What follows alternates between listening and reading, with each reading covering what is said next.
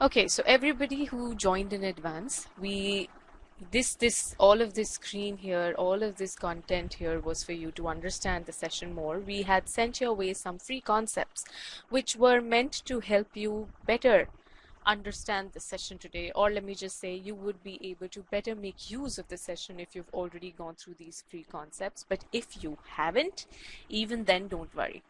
This session is still going to be very, very informative for you. After the session, go through all of these free concepts. That will make sure that you take away everything that we want to give to you today through this session.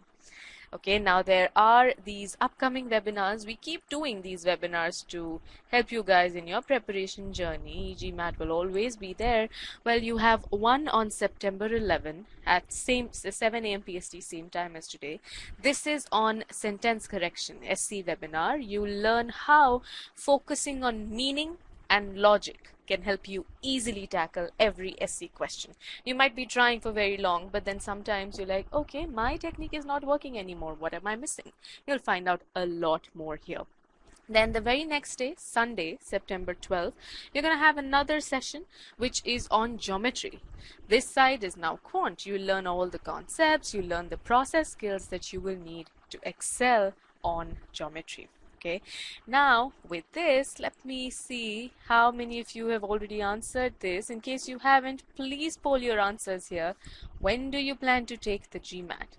Right now, I see the majority is taking it beyond 75 days, and yes, that number is increasing here. The fewest number of people have it in the next 15 days, but yes, we do have people who are taking it in the next 15 days, in the next 16 to 30 days, and so on. Well, let me just say, no matter where you're at in this spectrum, this session is going to help you. You are going to go a more stronger person, a more confident person in algebra. Okay, on that positive note, let me take you to the presentation screen. I'm again going to bring in the yes/no poll. Please tell me the moment you can see the presentation. It might take a few seconds for some of you. Just mark yes the moment you can see it.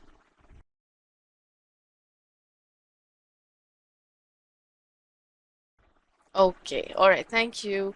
Now let me just walk you through the screen here. You need to understand all of the elements that you see on your screen right now. There is the presentation screen where you see algebra. Let me go to the first slide. Yes, where you see Algebra 2.0. This is the title slide. On the right side of it, you see a poll. This is where you guys will be marking your answers. So I'll be asking you questions. We'll be showing you questions on screen, and then your answers you will mark in the poll here. Nothing in the comments, okay? Nothing anywhere in the comments. Vibhor, please try joining again. My internet says it's pretty solid. All right. Right below the presentation screen, you have the Q&A pod. So this is all of the questions that I might not be able to answer during the session. Okay, so please post those questions in the Q&A pod, and then Atreya here, our co-host, will answer those for you. Okay, now I hope everything is clear. Yes, one more thing, right below the poll is the chat pod, which is where you and I will talk. So this is where you talk to your host, Shweta Koshija. I am your host for today. This is where I ask you small questions and you answer my questions, okay? No questions otherwise. This is where you and I interact. Let's keep the session super interactive. You'll have more fun this way, I promise. Okay, let's just get started with this. The agenda is what? To give you feedback on your current conceptual ability. So it's not just me teaching you a bunch of concepts and a bunch of questions. You have to understand yourself more through this session. So through this session, my goal is that all of you here, when you leave the session, you'll know, okay, this is what I don't know. This is the concept that I now somewhat know. This is the concept I know really well. You have to take that information about yourself. You will be able to improve your process skills through this session, and process skills are nothing but the bridge between concepts and application. Sometimes you might know concepts, you might know what prime numbers are, but when it comes to solving a question on prime numbers, a GMAT style question, you might not be able to solve it. Why? What are you lacking? It's this bridge between the conceptual understanding you have and the final application stage. Next is we will apply this on 700 plus level questions. So this will be the final piece where you truly will see how you've grown through this session. Okay, so this is the agenda. I hope everybody is clear with this. We're going to start with some concept related questions. As I said, my first goal is to tell you guys where you are right now in terms of your conceptual understanding. You'll be able to understand, okay, I am 20% there, I'm 80% there, or I just don't need any more concepts, I just need practice.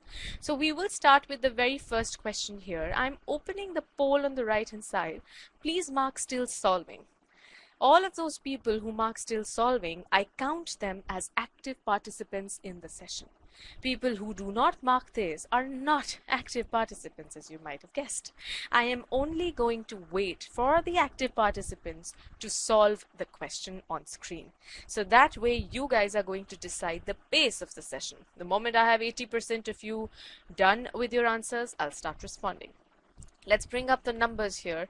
We have 71 participants right now at the beginning of the session, and only 34 people say they're ready.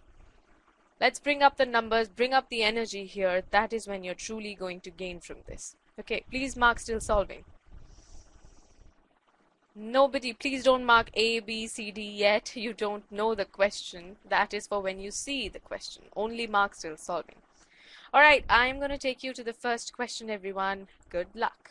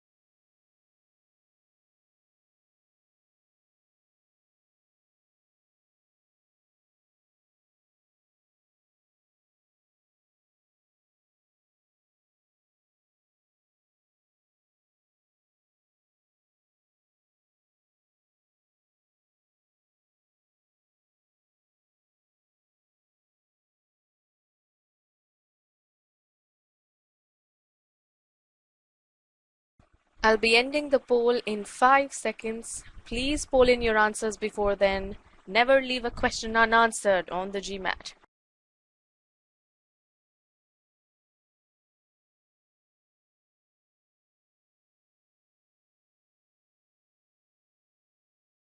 All right, the poll is now closed. We have maximum votes here for choice B. We're going to discuss them all together. Right now, I'm going to reopen the poll. Please mark still solving to show me you're ready for the next one.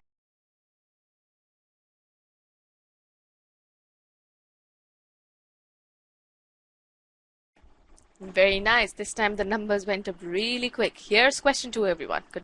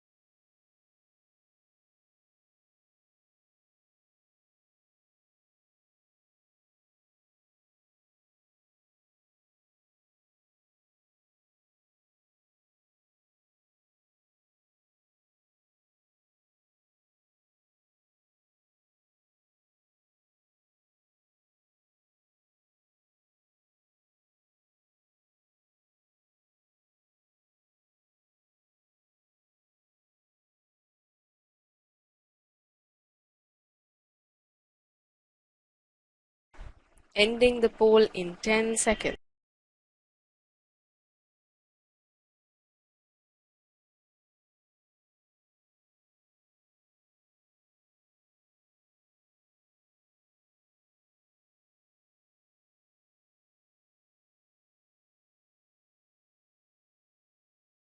Right, again, the majority went with a choice. Well, I'm not going to talk about it yet. Let me reopen the poll for the next question, everybody. Bring on the energy. Let's see still solving.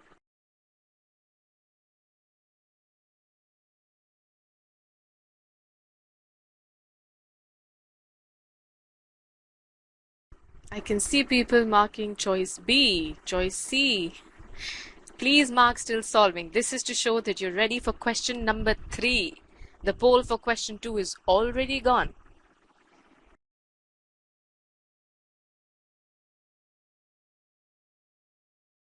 Okay, here's question number 3, everyone. Good luck. Let me change the poll 1 second, please. Do not start yet. 1 second. This one has 5 choices. And there you go. Please mark your answers on this.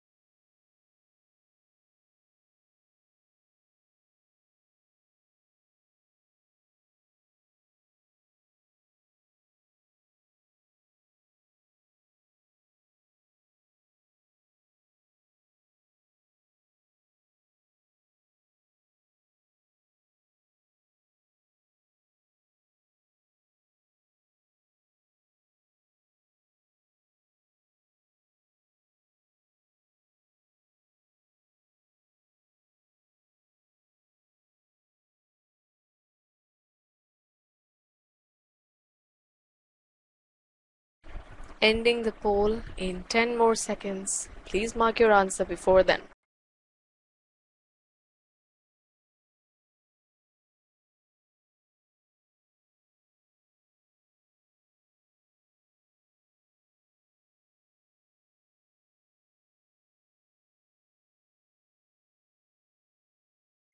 Alright, we're done with question 3.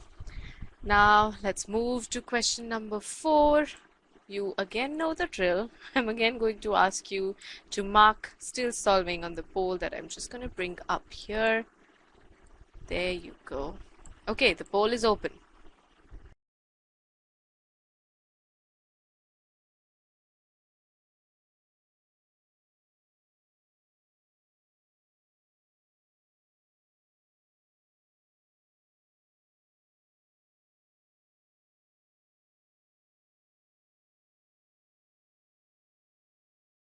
I am going to show the question when I have enough people say they're ready for this. Poll results were visible for all 3 questions till now? Or is it only for this one? Because I did not click on broadcast results. Just for this one. Okay. Well, you're not going to see them again. Okay, let's get started with the 4th one. Good luck.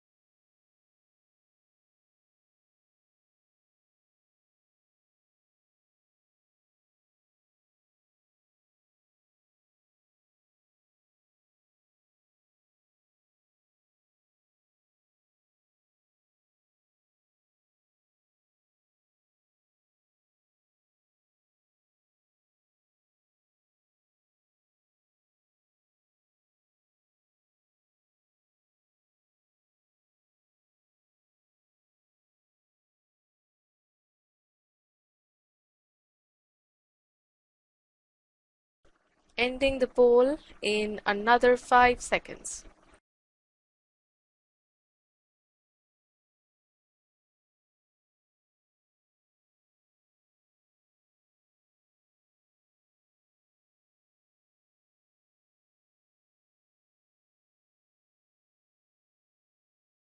All right. Are you guys enjoying these questions? These are just warm-up questions. How are you feeling about them? I'm just asking this midway. We have 7 such questions, such warm-up questions. We're done with 4. Tell me how you guys feeling. Great, says Praveen. The warming up.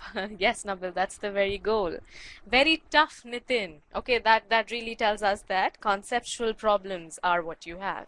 But don't worry, we're gonna fix that together. Pretty easy, a little intimidating, says Tanya, because I haven't started the preparation. Don't worry. Okay, I'm happy to see this energy. You people have written answers really quickly. Divisha says it's tough. I've forgotten a lot. Okay, we're gonna have fun bringing everything back together. With this, while you keep typing answers, please also mark still solving to show me you're ready for number 5. I am still reading more answers. The poll shows question number 2. No, that's not question number 2. That's just the name of the poll. I need to get back to basics, says Navina. Yes, everything starts from the basics. Okay, I have enough people saying they're ready. Here's question number 5, everyone. Come back to this.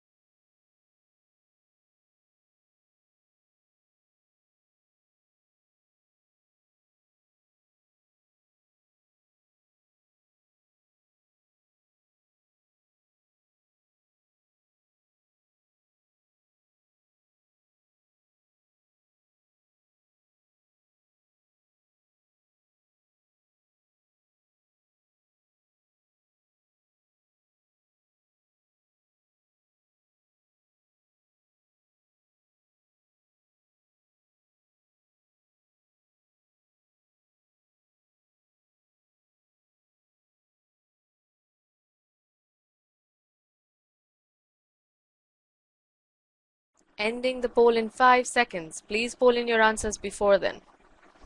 Vishakha, this question bank, you'll find it in the recording that you get for the session. Please use that to revise everything again. All right. Let's move to the next one, everybody. I'm clearing the poll. You tell me you're ready for number 6. And you know we have just 7 such questions. Give it everything you've got. Good luck.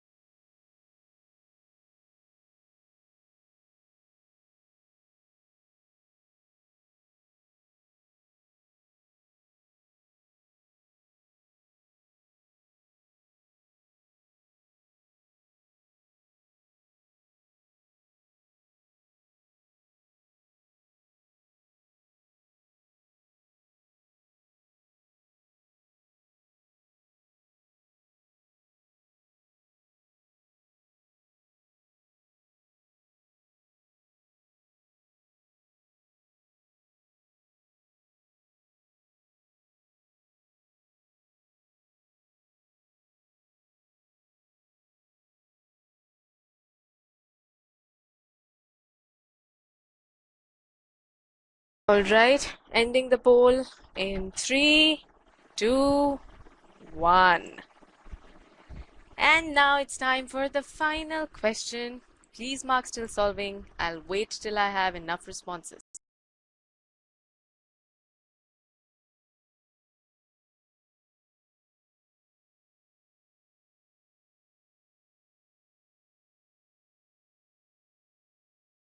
Okay, here is the final one. Good luck.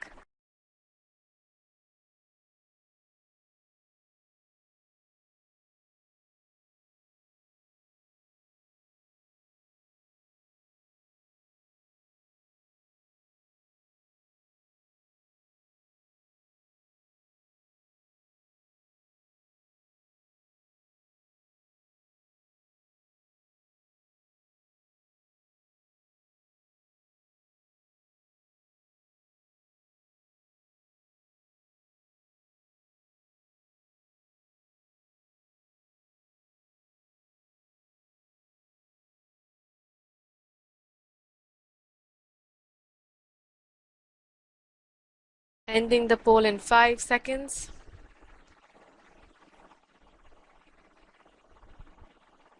And we are done. Okay, now that you have all seen questions of various different types, tell me which ones did you find the hardest? Let's come back to the chat board and talk. What is the level of question 7? These are all easy questions, Nabil, all of them. Okay, 4, 3. What is that? 4, 3. Oh, 4 and 3 you found hard. Vibor says all were easy. I hope you guys can see how the responses we're getting are super varied. Some people are finding these easy, some people are finding these difficult, and that's why I said right in the beginning, no matter where you're at, you are going to have fun. Mavish says I'm very bad at math, so that's what you concluded from all of these? Okay, Rupan Vita says 4, 5, and 6 because I'm not familiar with the range thing. Okay. Easy, easy, very easy. I'm not good with this. All right, nice. This now brings us to the next stage where I am going to give you feedback on your conceptual understanding. Till now, everything that I've been asking you, these comments that you've been writing, it's where you are giving yourself feedback, isn't it? You're telling me, okay, I think I'm not good with this. I don't know the range thing, for example, or some were hard for me. I'm just starting. This topic is not for me. So that was feedback you gave yourself. Now let me just make that feedback a little more precise, a little more detailed. So you'll now understand what question, getting wrong which question tells what about you. These were the first 3 questions, everyone. Now, in these 3 questions, if you got even one wrong, one or more, then that means you have a problem with linear inequalities. That is the topic behind all 3 of these questions. I'm showing you all 3 of them again in case you don't remember just by the number 1, 2, and 3. Now you can see all 3 questions. Everyone here, make a note of things as I'm saying this. If you made a mistake in 1, 2, or 3, you know you did that because you have all of your answers there. If you did, write down that linear inequalities is a problem area for you. Okay. Then were these 2 questions. If you got one or both incorrect here, then you have conceptual gaps related to quadratic inequalities. The last 3 were linear inequalities. Now these 2 are quadratic inequalities. Make note of this again for everybody who made a mistake here. And as for the final 2 questions you saw, these were on absolute values. Absolute value of x plus 3 here, absolute value of p minus q here in the second one. If you made a mistake in any of these, one or both, then you have gaps in absolute values. Well, now all of you know which ones you have gaps in. Write down in the chat box and tell me what did you find out about yourself. Which are your weak ones? Nabil says mod, which is absolute value, always scares the Jesus out of me. Okay, so you did get both of these wrong, Nabil. What is the answer? Rupan Vita, we're going to discuss the answers. Don't worry about the answers yet. Only worry about what you're seeing for, which ones are your problem areas. Well, the answer for that is C, though, because that's how you're going to decide. Yeah, I'm sorry. Okay, Nigam says quadratic is my problem. Vibor got everything correct. Very good. Mavish got everything wrong. So Mavish, you need to do all of these topics. I'm good with you, finding that. It's good to find out all 3 are bad than to never find out what is wrong at all, right? Identification is stage 1. Kelsey says quadratic equations and absolute values are problems. Navina says quadratic. Well, quadratic seems to be pretty popular. Anindita says the same. Wow. Okay. Gautam got everything correct. Very good. Quadratic again for Rudhav. Okay. Upma says linear. Okay. Sorish, the answer for the 7th one is C. Lakshya had good conceptual clarity while understanding. Well, so overall, reading all of these comments, I think quadratic is the one most people got wrong here. Most people said quadratic is the problem, and a lot of people also said absolute values. Linear inequalities, I didn't see that much. So everybody, are you ready to start learning all of this stuff here now that you're done with stage 1? You've already identified that. And I hope you see the value of this feedback.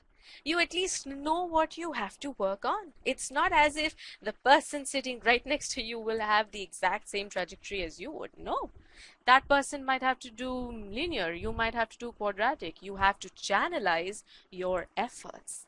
You will get even more refined feedback in our Quant 2.0 course. You might have already heard about the old one. This is our all new Quant course where you get feedback every 10 minutes into the session. You have fine-grained concept diagnostics. This that I did here was what? It was diagnostic for you. We were diagnosing where you currently stand, right? Now, every single stage, linear inequalities, quadratic inequalities, and absolute values, you're going to see feedback. Let me show you how this looks in the course. Okay, everybody, please stop thinking about the solutions. I am going to discuss the solutions. Right now, I'm talking about something very important. I'm talking about how you get constant feedback through Quant 2.0, and you need to understand that importance to help, to really benefit from the rest of the session. So this is how linear inequalities, module on linear inequalities looks on the course. You see you have 12 activities here, 5.1 through 5.12. This here, 5.2, is a concept diagnostic quiz, which is what I put you guys through in these 7 questions. Well, it wasn't just linear inequalities, but this is precisely what it was. Now that feedback, once it tells you, okay, I am weak at this concept, then you will do all of these concept files that you see highlighted here through this. So there is C1, concept 1, concept 2, concept 3. There are 3 concepts here. And each of these concepts, we don't teach and just let you go. Well, you do a concept, you do a practice quiz on it. You learn another concept, you do a practice quiz on it. So you get practice at every single stage, and the scores that you get on these practice quizzes are going to tell you right then and there, have you understood the concept or have you not? It's not as if you spend 3, 4, 5 hours doing something and then you find out, oh, I hadn't really understood it. Here, every single concept file is followed by a practice quiz and you will get instant feedback. After all of that concept, will you go to really the next level of questions, which is how you're going to see the session today progress as well. Let me show you the same for quadratic and other inequalities. This is 6.2. concept diagnostic quiz, and then again this diagnostic will give you feedback on which concepts you're struggling with. You do these concepts, you do the practice quizzes, you will feel confident conceptually. Then will come the next stage, and I'm not going to talk about the next stage just yet. Here's the last one now, absolute values. This time let me really show you in detail the feedback that you're going to get. Everybody look very closely here. So somebody took this diagnostic quiz, and this is how their result slide looks like. So if you see, this person got question number 3 wrong and question number 6 wrong, right? Now look at the feedback. The feedback says in questions 1 to 5, if you got at least 4 correct, then you can skip C1, C2, C3. That is, you can skip the first 3 concepts here. But if you got 2 or more incorrect, then you will have to do the concepts, all of them. Now for this person, everybody, let me see if you're understanding this feedback. If this person really did get 1 question incorrect out of these 5, can this person skip C1, C2, C3, or can this person not skip it? Read the feedback. Navina says cannot skip. Everyone, come on. Try reading the data on screen. It's another integrated reasoning practice. Can skip, says Shruti. Can. Lakshya says should not skip. Should is a different thing, Lakshya. Can skip. Cannot skip. Well, there is confusion, but most people are saying can skip. And you guys are right. Well, understand this. It says at least 4 correct. What is at least, people? It is 4 or more correct. Samarth, of course it's his choice. Of course it's his choice. But you know what? When people are already really good with something, they don't want to do all of that all over again. They might soon lose interest in the course. That is why the course is going to tell you whether you absolutely have to do this or you can skip this. Of course, we won't say just skip it. That is why it says you may skip C1, C2, C3 because you're eligible for it. You're good, right? So everybody, you're right here. Now look, questions 6 to 10. So 6 to 10, it's again another 5 questions. Same story. If you have at least 4 correct, you may skip it. Does this person have at least 4 correct, 6 through 10? Yes. 4 of these last 4 are correct. So this person can skip concepts 4 and 5 as well. You know, this way what happens? Some people here found these questions easy. Some people found these questions hard, the ones that we did. Everybody understand this. All of you right now in this group talking to me, you people have such different reactions to these questions, such different needs. How can I ask all of you to do the same concepts when some of you found this super easy and some of you found these super hard? I can't ask you all to do the same thing. Nabil, guessing and getting everything right is impossible, almost impossible. I don't think that can happen. Yes, Navina, individual course adaptation. The course will adapt to you. It's not just one course for everybody, it's your course. So this is the feedback I was talking to you about. Right now, I showed you a glimpse of it through the session here where we discussed 7 questions. We showed you 7 questions and you saw how that itself was enough to give you feedback. Now, this would be a lot. Okay, with this, I hope everybody is clear about the degree of feedback you've gotten right now in the very beginning when we're just at the concept stage. Now everyone, let's discuss the solutions. I saw everybody was very interested in discussing the answers. Let us do that now. I'm also going to open how you people responded to this, what your percentage accuracy was. So here is the first question. The correct answer, as you can see, is B. 67% of you people got this correct. So for this question then, 33% who did not get this correct, you already know you have gaps in linear inequalities, right? Now, how are we solving this? Range of values of y. You just want to find out y. You get all of your y on one side and the constant on the other. So when you start it from here, how are you going to get all of your y on one side? Just add y on both sides. Or you can think of moving negative y to the other side, because of which it will become plus y. This is what you'll have. 5y plus 10 is greater than 0. Then you take the constant, the number 10, to the other side. It becomes 5y greater than minus 10. Finally, divide both sides by 5 and you get y greater than minus 2. So I hope the 33% of us who got this incorrect now understood the solution. I'm just going to keep the yes/no poll here. So the moment you understand this, just mark yes. So I'll know everybody is on the same page. These are basic questions, so it will not take very long to discuss them. Just please tell me you understood this. Okay, great. Thank you for those. Here's the second question we had, and the correct answer is B. Again, the majority got this correct, but it was a smaller majority. This time, 53% of you got this correct. Now, that means 47% of us did not get this correct. What happened here? Well, instead of having one inequality, we now had 2. And the question is still the same. You're still trying to find out the range of values of y. How am I going to do that? How will I get y from this when I have x and y both? Well, the goal is to eliminate x. In simple terms, you don't want x, you eliminate it. And how do you eliminate it now? The thing is, you put these two inequalities one below the other, but you can only eliminate if the one that you want to eliminate, the x here, has the same coefficient with opposite signs. Right now, the coefficient of x in the first one is 1 and the coefficient in the second one is minus 2. How do I make them the same coefficient but opposite signs? Well, just multiply the first inequality by 2 throughout. So this becomes 2x minus 2y greater than minus 6, and the second inequality I write down as it is.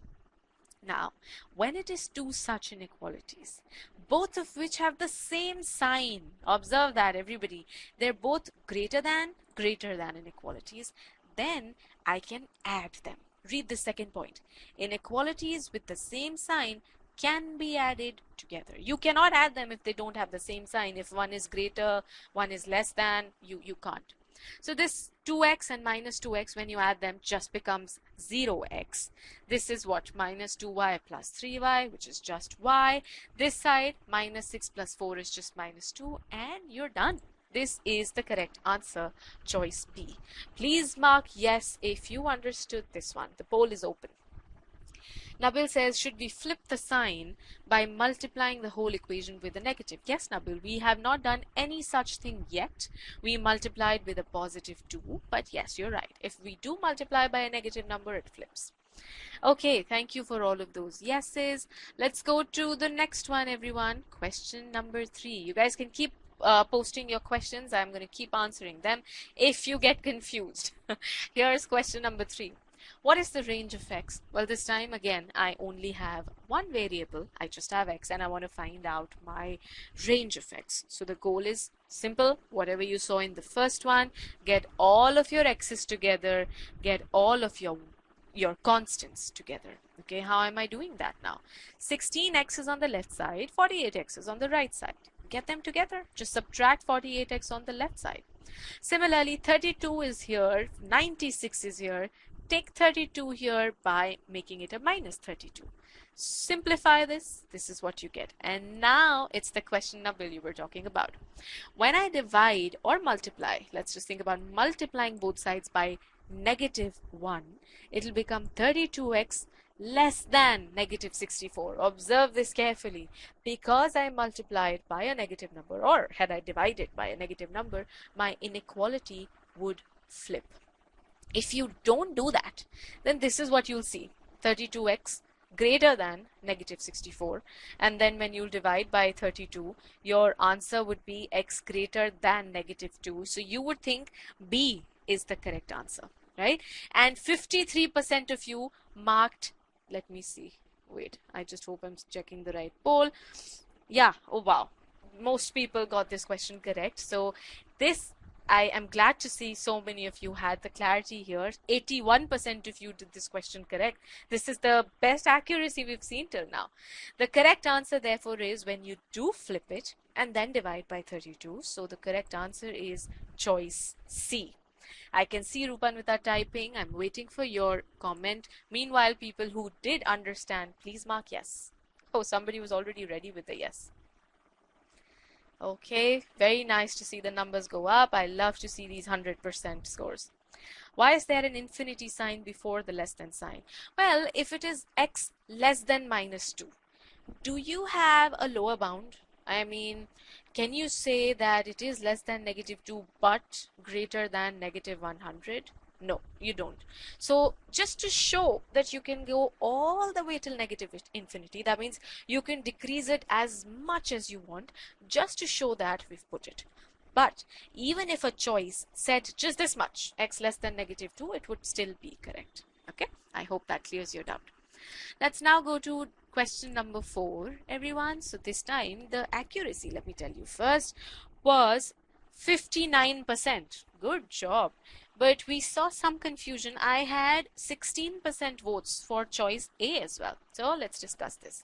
So 59% getting it wrong again means 41% of us were confused. Let's see what happened here. This was the first question you people had on quadratic inequalities, and considering that so many people said quadratics was their problem, I think the accuracy is pretty good. Well, see how we're solving it. It's what? It's just the product of two numbers.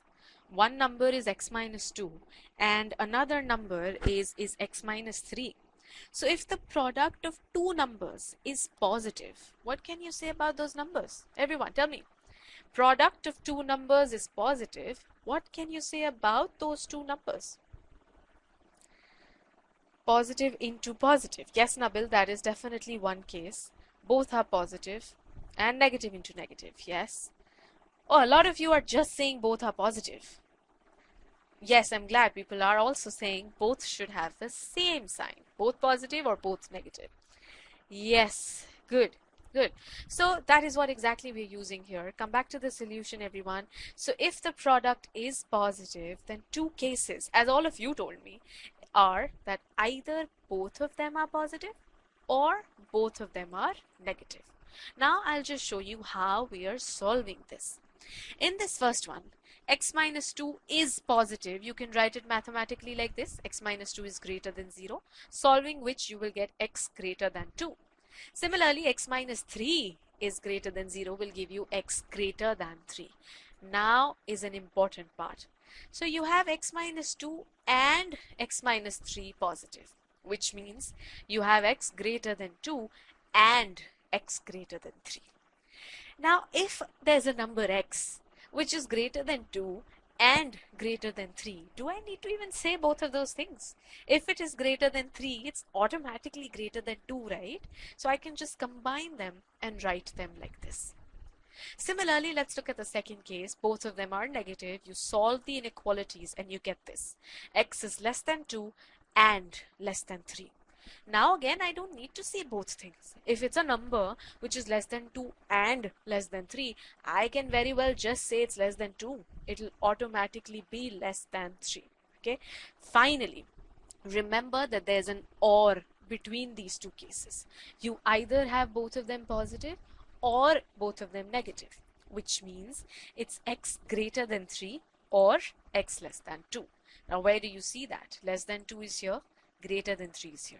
So the 16% people who marked A, you gave exactly the opposite answer of what we were supposed to happen, what we were supposed to have. Exactly the opposite. Do you realize, everybody who marked A, tell me here, do you realize what happened? And people who understood, mark yes.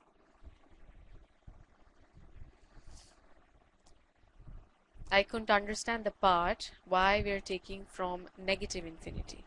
How are you going to show this interval? This interval, when you write something in parentheses like this, it's the lower limit to the upper limit. Now, if it is everything less than 2 that we're allowed to have, how will you write a lower limit? It can be anything till negative infinity. Divisha says, I don't understand why you switched the inequality. Where did I switch the inequality? I did not switch the inequality anywhere. I just combined these two. I haven't switched the inequality. Don't we lose out on the numbers? We want to lose out on those numbers, Subha. The answer is this. Everything more than 3 or less than 2. The inequality that I am working with, that the product should be positive, is satisfied for this. It's not satisfied for the numbers between 2 and 3. The x minus 2 and x minus 3 are negative part. We have not switched any signs, Divisha. Look again. X minus 2 less than 0. All I've done is added 2 on both sides. Added 2 on both sides, right? I didn't switch anything. Praveen, except 2 and 3, everything will satisfy. No, Praveen. Please look at the solution again. It's only going to be either less than 2 or greater than 3. Yeah, you try 2.5. This will be positive. The second one will be negative. The product will be negative. Try that again, Piyush. Okay, with that, let's go to the next one. Question number 5. Now, I'm sorry, we are still staying with question number 4. But I am going to show you another method. Another one that is going to prove very, very useful when you go to higher order inequalities. Right now, we're in quadratics. Focus on this, everyone. Pay attention to this one. You have two factors here, x minus 2, x minus 3, whose product, as we know, is positive. What you do is put each of these factors equal to 0. X minus 2, if you put equal to 0, you will get x equal to 2. And x minus 3, if you put equal to 0, you get x equal to 3. Yes, these are what we will call the 0 points. Okay, the 0 points. This is precisely where my expression will be 0. That's how the name. Now what you do is you bring in a number line and plot these 0 points on it. Everyone, focus here. You put the 0 points on the number line. So it's 2 and 3 right here. What you next do is this divides your number line into 3 regions, right? There's one region here, everything less than 2. There's one region here between 2 and 3, and there's one region here greater than 3. Now, every single piece, what am I going to do here? We start drawing the wave. Well, you can see the wave drawn here already. Let me tell you how you draw that. If the coefficient of every factor is positive, you see the coefficient here is 1, the coefficient here is also 1. If the coefficient is 1 of x squared, if it's true for all of them, then it's true for x squared also. That means if I do multiply this in, I will get a quadratic inequality, right? X to the power 2 minus 5x plus 6. So x squared has a positive coefficient. If that happens, draw the wave from the top right hand corner. Start drawing it and go towards your 0 point. Then cross the number line, go to the other side of the number line until you reach the next 0 point. And from there again, cross the number line and go across. So you start from top right, cross, go across, touch the 0 point and go across. Now, wherever your wave is above the number line, the expression is positive. That's what this positive and positive means. Where is it above the number line? We see it in this region, less than 2. We see it in this region, greater than 3. And that is how you get the answer. This region, as you see, between 2 and 3, the wave is below the number line. This is where the expression will be negative. If the question said less than 0, this would be my answer. Sorish, no, I am saying if the coefficient of x squared is positive, then you start from the top right hand corner. Okay. In other cases, Atreya, could you please share that link to our article on the wavy line method? I'd encourage all of you to read that to find out more about this. Nabil says alternative method works like a charm. Yes. Need a clarification. Had it been less than 0, yeah, that's what I'm saying. Had it been less than 0, then this would be the region we would want. The answer would be everything between 2 and 3. That means in that case, A would be the correct answer. This method is super fast, super efficient, and it is something that you can scale up when it becomes a cubic inequality or a fourth power inequality, just about anything. This is going to work there. Everybody, tell me if you understood this in the yes/no poll.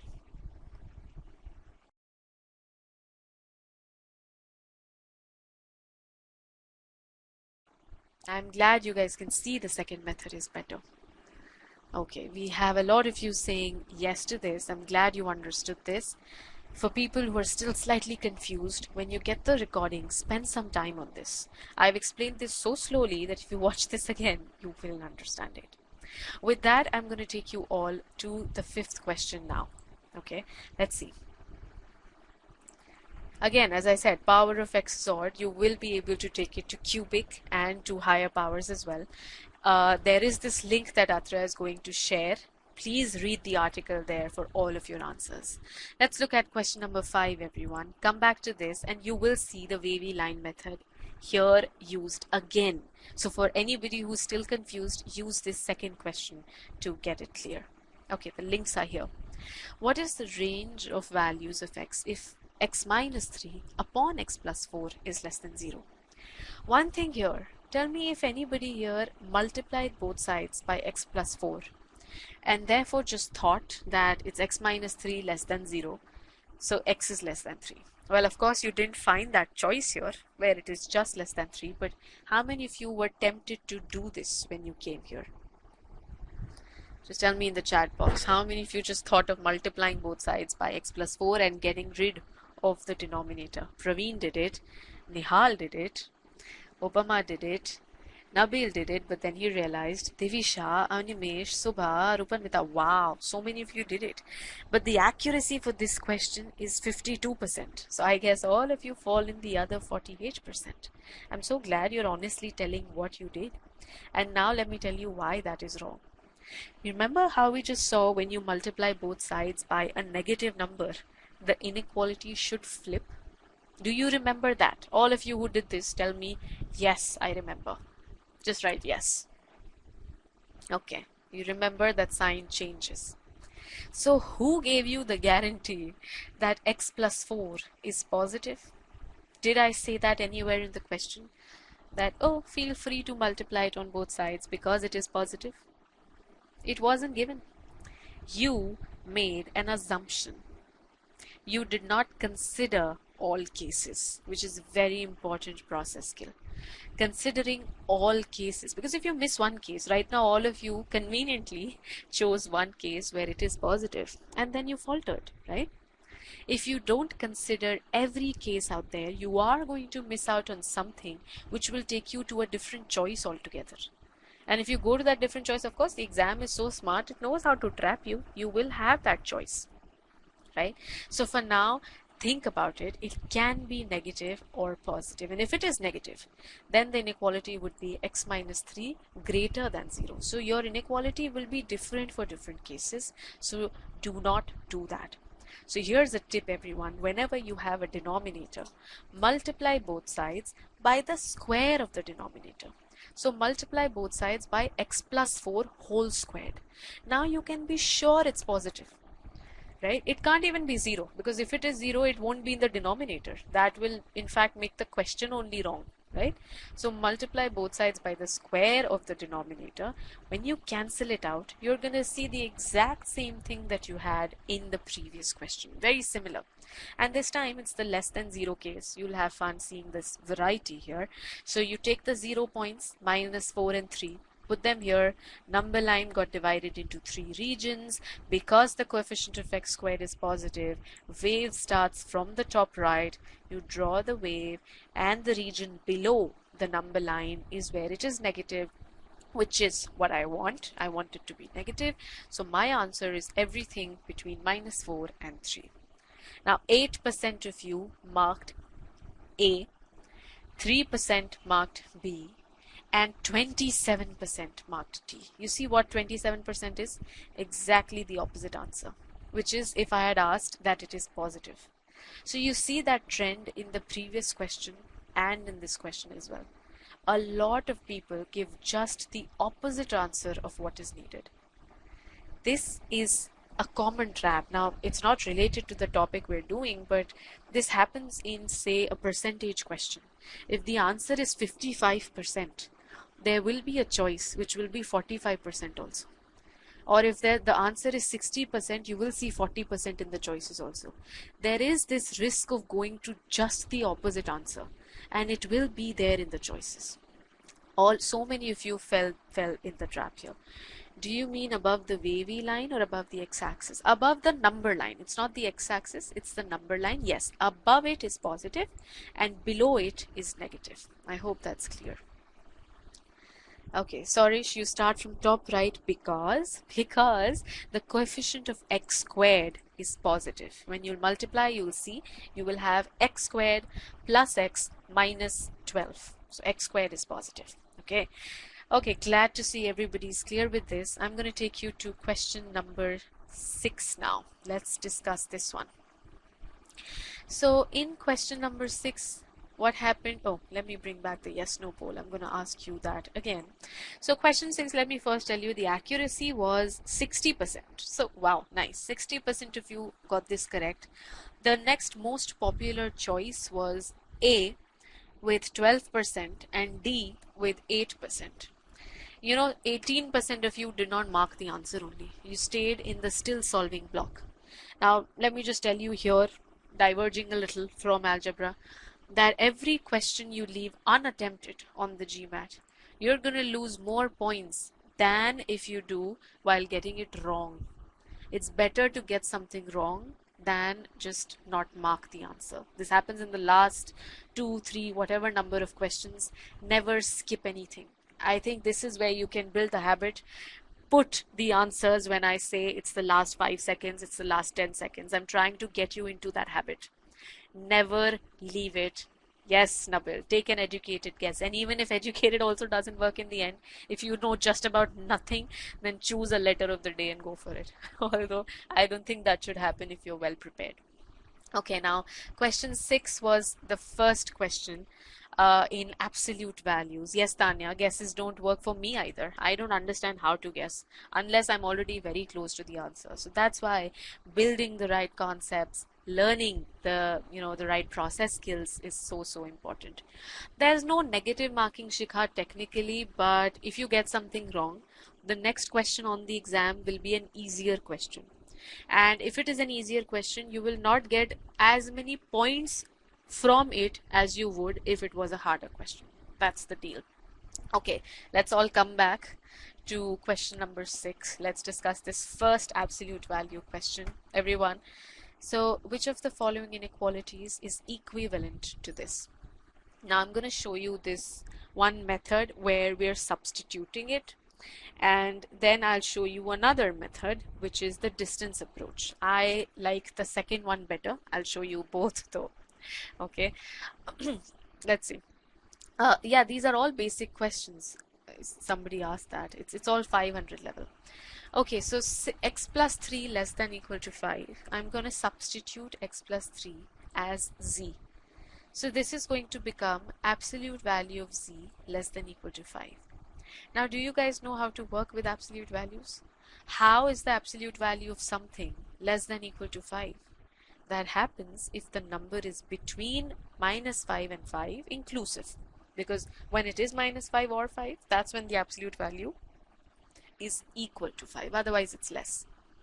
Now, finally, once you get this answer for z, you put back what it was. You put back x plus 3. So then x plus 3 is between -5 and 5 inclusive.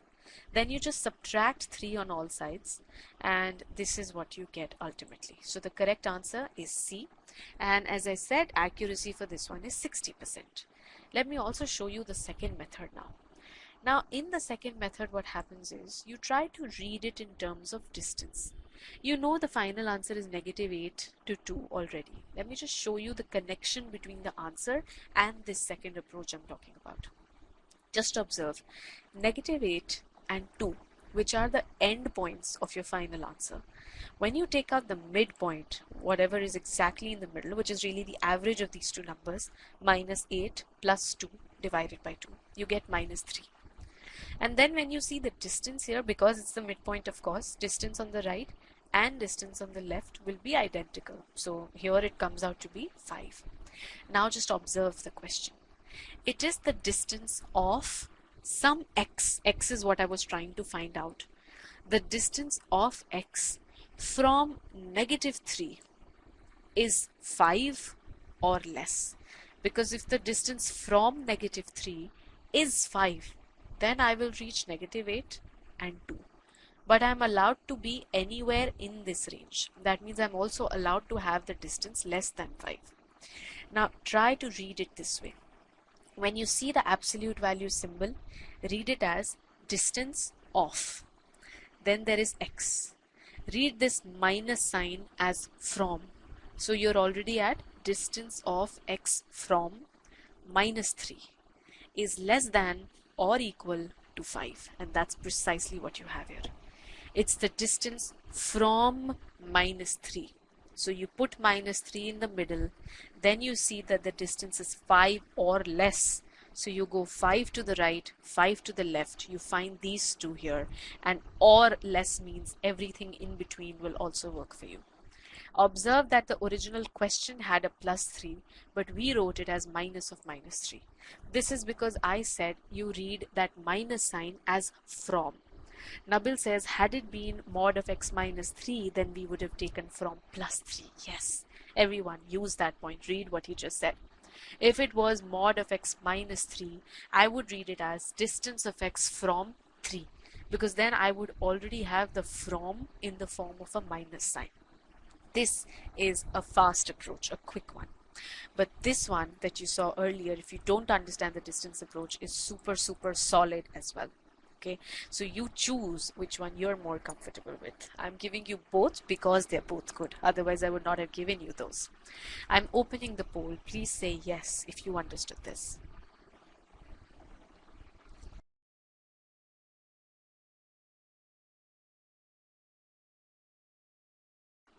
Okay.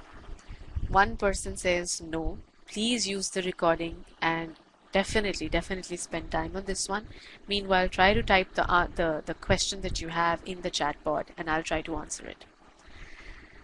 Okay, Navina says distance approach is quicker. Yes. Distance can get tricky, I guess. Yes, Nabil, it can, definitely. So whatever you choose, that's why I'm not, you know, forcing one approach on you. You people going for your, GMAT and all of that journey in your career later on, you're smart people. I will not be forcing a method. Choose it for yourself. Okay, let's look at the last one we had, question number 7. Now, this was actually really basic because the concept here was very simple. And here I had a very low accuracy. 46% of you said C, which is correct, and 33% said D, which is not correct. So a lot of you thought that none of these is true. So I would like to see some responses in the chat box. All of those people who marked D, what do you think it should have been? Does your none of the above mean that you can't say anything, or does it mean that you said something else? Also, 14% people said it's A. Please explain your approach to me. This time, 54% of us, more than half, got it wrong. So Nabil says not solvable, that's why D. I thought so. Just because you didn't get anything, you thought, oh, then it's nothing. None of these for sure. Everybody explain what happened here while I will discuss this. What can be inferred if this is what you have? Just see, it's the absolute value of something. Do you guys know that the absolute value of something, anything in the world, is always greater than or equal to 0? So if I have absolute value of x equal to y, then because y is the absolute value of something, it has to be greater than equal to 0. Subha, you only got this one incorrect. No clue. Well, listen to the solution carefully. Praveen, no, a minus b does not have to be positive. A minus b could also be 0. Why can't absolute value be 0? Uddhav also did the same thing. Took mod as positive. So again, this is a problem of what, It is not considering all cases. The case of this being 0.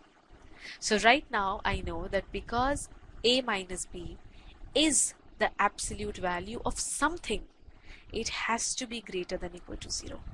And that way you're going to get a greater than equal to b. So C is the correct answer.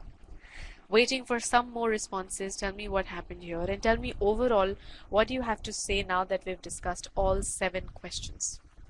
I am going to talk more about process skills. Whatever you saw till now, I showed you how considering all cases was so important, how it doesn't just end at knowing concepts, but of course concepts are the whole foundation. Navina, doesn't breaking mod give both positive and negative values?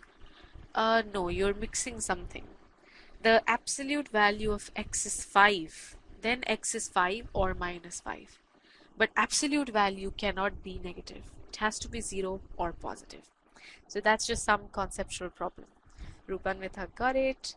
Nabil, consider all cases. This is definitely going in my error log. Well, I'm glad you mentioned error log. All of you should maintain an error log.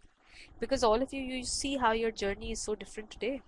Somebody is doing something wrong, somebody else is doing something else wrong, and all for different reasons. How will you know why you got something wrong? You might not remember this some weeks later. An error log, if you create, for every question you do, will tell you this is precisely what I did wrong. For example, in this question, I did not consider the case that absolute value can be 0. So then, considering all cases, that is the skill you missed. You put a cross there and write down the reason. This is what I missed. Later on, when you'll revise your error log, you'll know, oh, this is all the mistakes I made. I'm not going to make them again. If you don't identify your errors, you're never going to be able to correct them.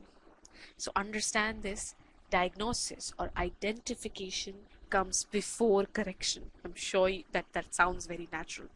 But still people don't spend enough effort on identification. Everyone make an error log a part of your journey, whether or not you're an e-GMAT student. It is going to help you. If you do come on board, of course, you're going to learn a lot more. But yes, make this a part of your journey.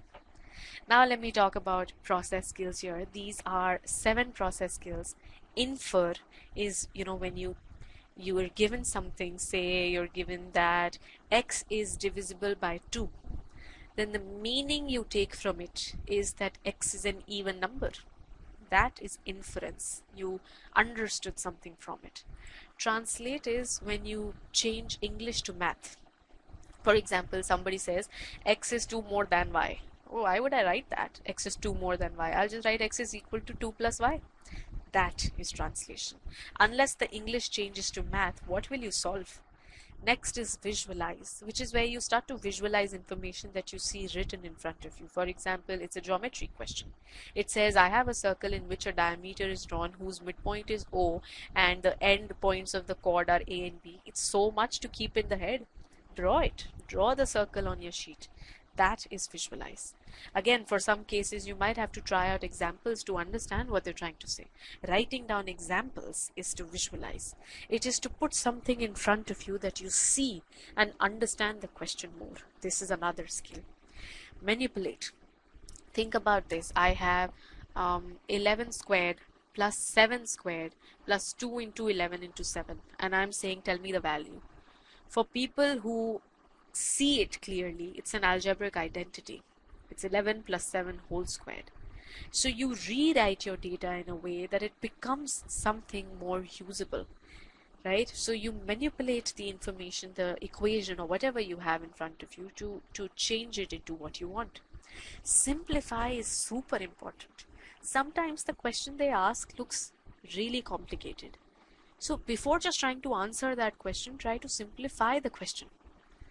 Nobody does that. People just start to give answers. Well, first understand what the person is asking. Explain the question to yourself in simple words. No, Nabil, manipulate and simplify are different. Yes, it is.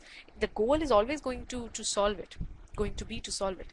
Manipulate, on the other hand, when you'll see questions, is sometimes to get it into a desired form, you will rewrite the information you have in another way, right? Apply constraints. Now say I have this answer, I got x is 0 1 2, okay, and then my question had this constraint x is non-zero, then I will not take 0 as my answer, na. I'll take 1 and 2. That is applying constraints.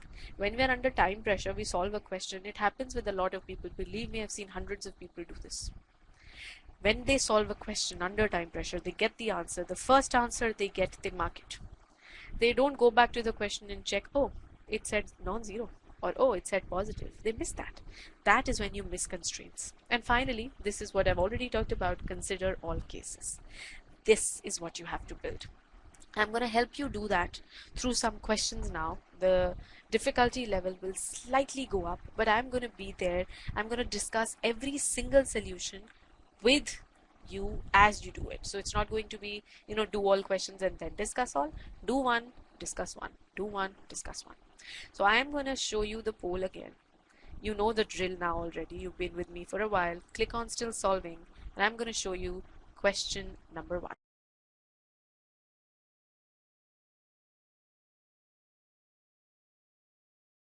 Let's bring up the numbers. Very few people say they're ready. Come on. This is where you're really going to build the next level of understanding. You've already built the concepts in those first 7 questions. Nabil says, I'll dream about this and I'll mark still solving in my dreams. This reminds me of school when I had exams the next day. I would solve questions in my sleep. Obviously all incorrect, because there was no pattern to what I was doing. A few more people with still solving, please.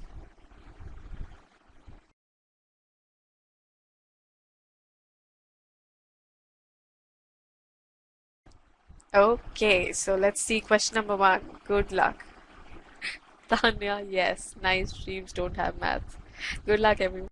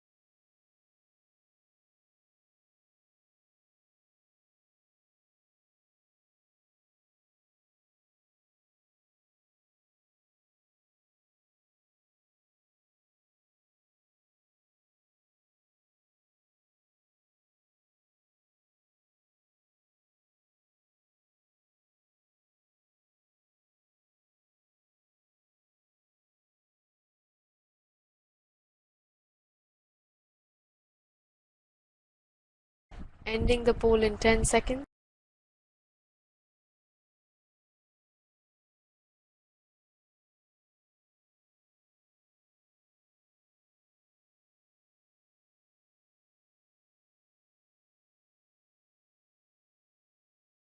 Okay, now this time let me broadcast the results. I want you all to see how you voted for this one. And 1 second.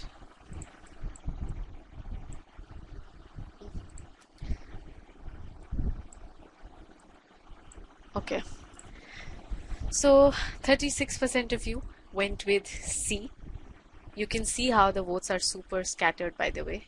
A 14, B 29, D 10, every choice got votes, right? I think if we had more choices, we would have more votes there also.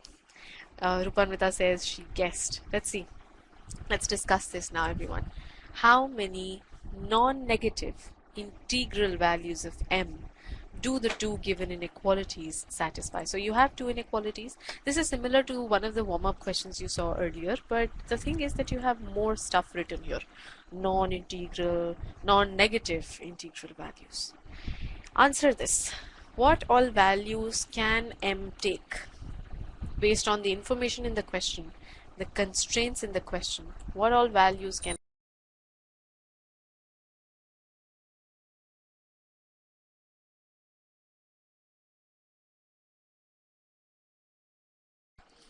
people who could not understand this the first time, also let me know that you realize it now that I've asked it, or you knew it already. What happened here? Because this was very important. This piece was very important here. Okay, so I do see people saying 2 also. Well, 3 is the correct one. It is non-negative integral values. Non-negative just means it's not negative.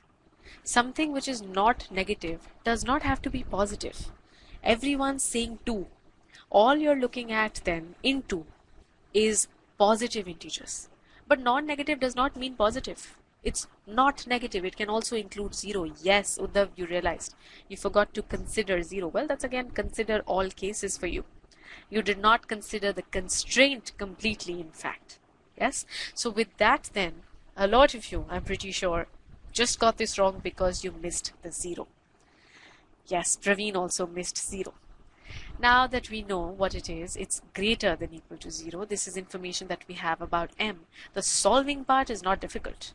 Already, the one that you didn't want, n, already has the same coefficient in opposite signs. So you already can add the two inequalities.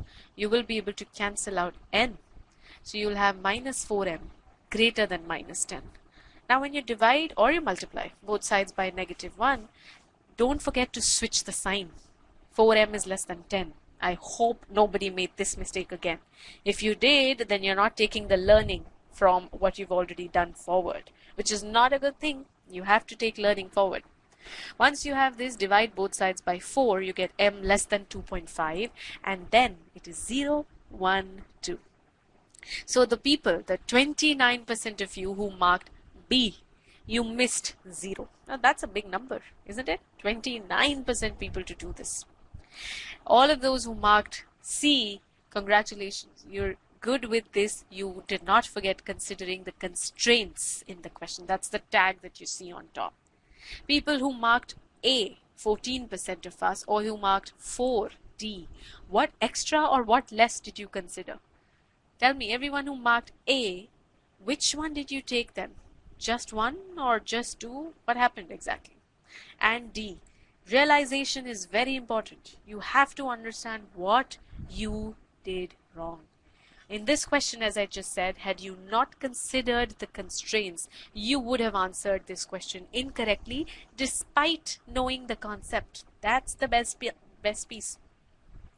You know the concept. It's like you know A, B, C, D, but you don't know how to write cat or bat or mat. That is where you fumble despite knowing concepts. So this place, the fumbling point, the faltering point was not considering the constraint. I'm going to take you all to question number 2. Please take the learning from this one with you when you go there. I'm just going to change the poll. That one has 5 choices, just like the GMAT will. Give me 1 second. Please mark still solving the moment you see it.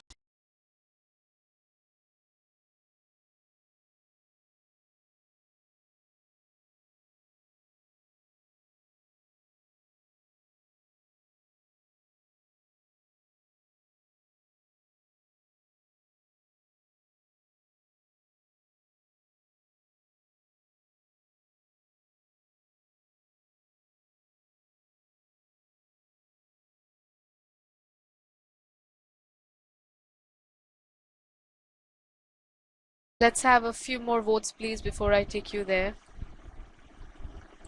Show more interest. I can see, I already remember the names of the people who are talking to me in the chat box, you know. So I can tell who's interactive. Let's have more people here. Come on. Okay, with this, let's go to question number 2. Remember the concepts you learn. Remember the process skills. Don't miss cases. Don't miss constraints. All the best.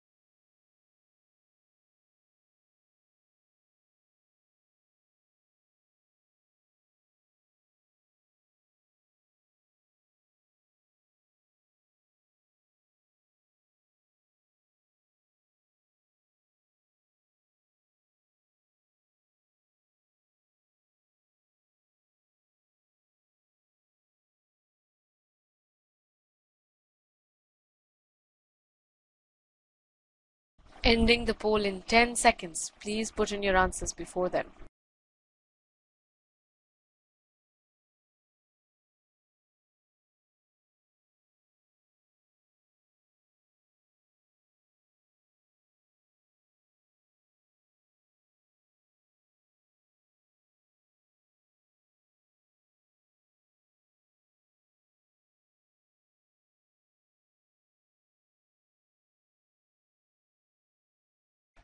Okay, you can all, I hope, see the results. Just look at the tie, almost a tie between A and B. And when I'll tell you that the reason for that is again the same skill that you missed from the previous question, I don't think you'll believe me. But that happened. It again happened despite me warning you at the end of the last question. Be careful of the constraints. Yes, Shiva says it's an integer. Everybody marking A is 5.5 an integer. Everyone who missed it, tell me how you missed it and why you missed it despite that warning. Was that time pressure? What happened? Yeah, Devisha. Oh my God. That's the precise reaction. I warned you. This is how difficult it is to get into the right habits. I forgot the word. Yeah, this is precisely what I was saying. I'm saying it's gonna happen. You still fall into the trap. How am I gonna save you then? Write it somewhere big in front of you. Do not miss information in the question. 40% of you did this. As many people as got this correct. No, no, no. In fact, the majority has done this wrong. 38% got it correct. That's just wow. Now you already know what has happened. And I know that it's not really you not knowing how to solve. It's just you finally getting the answer. You must have come till here. This range, negative 5.5 to 2 to negative 2, both of them not included really. Negative 5.5 was included and that's all you saw. Oh, it's included. That's the minimum I can go. Nobody cared about the integer. So it is negative 5. Look at this question. This is what you realized the moment I said something. Yeah, Nabil, another one going in the error log. Yes, Shikha. No, it cannot happen. So everyone who marked A, they thought, yes, it can happen. In fact, very confidently probably they marked their answer. So this one again, what happened? You missed the constraint. So same story here again. Had you not considered, well, I know a lot of you did not, then you will get this question incorrect despite knowing the concept. Can you all confidently say that you did know the concept? Tell me. Did you know the concept or was it a conceptual problem? Yes. Priya says yes. Laksha says yes. Everyone says yes. I knew the concept. I knew the concept. But then the moment it came to doing the question, I don't know. I don't take warnings really well. I don't pay attention to detail. You think GMAT is not going to trap you? Then you're wrong. It is a smart test, as I said. It is going to do this to you. Now I'm going to put you to two questions back to back. Questions 3 and 4. We'll discuss them both together. Another warning, everyone. Pay attention to detail. Had the equation been this, so this is what? 11 greater than negative 2x. So x would be, oh my god, it's hard to do this mentally. So 2x greater than negative 11, x is greater than negative 5.5. Well, then it would be strictly greater than. Even then it would be negative 5, na? Greater than negative 5.5, if I've solved it correctly mentally. I am going to open this poll again, everyone. Please mark still solving for questions 3, right, 3 for now. We'll do 4 right after and we'll discuss both of them together, as I said.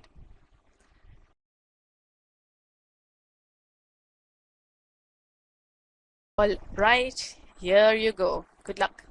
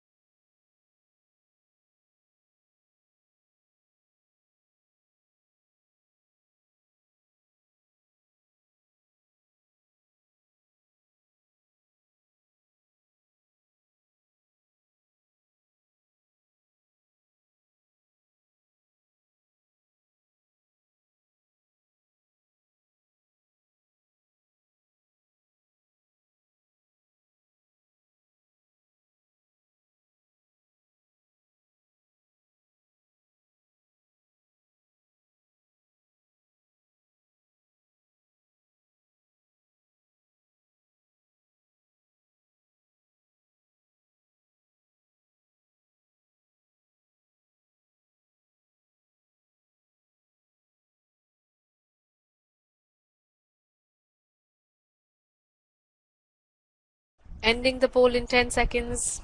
You know, skipping or missing a question is more heavily penalized.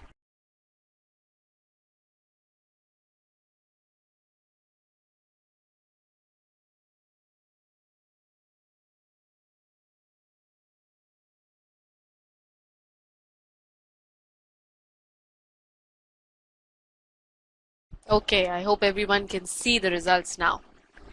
The time, Nabil, yes, as I told in the beginning, will depend on the people who mark still solving. When 80% of the people who had marked still solving are done with their answers, then I start discussing. That's when I end the poll. Okay. All right, here, what is the range of values for z squared? Okay, I'm not discussing that yet. I almost forgot and I had started discussing. I'm going to take you all to question number 4 now. As you know, we're going to discuss both of them together. Okay, so I'm clearing this poll up. Just mark still solving. Go for this.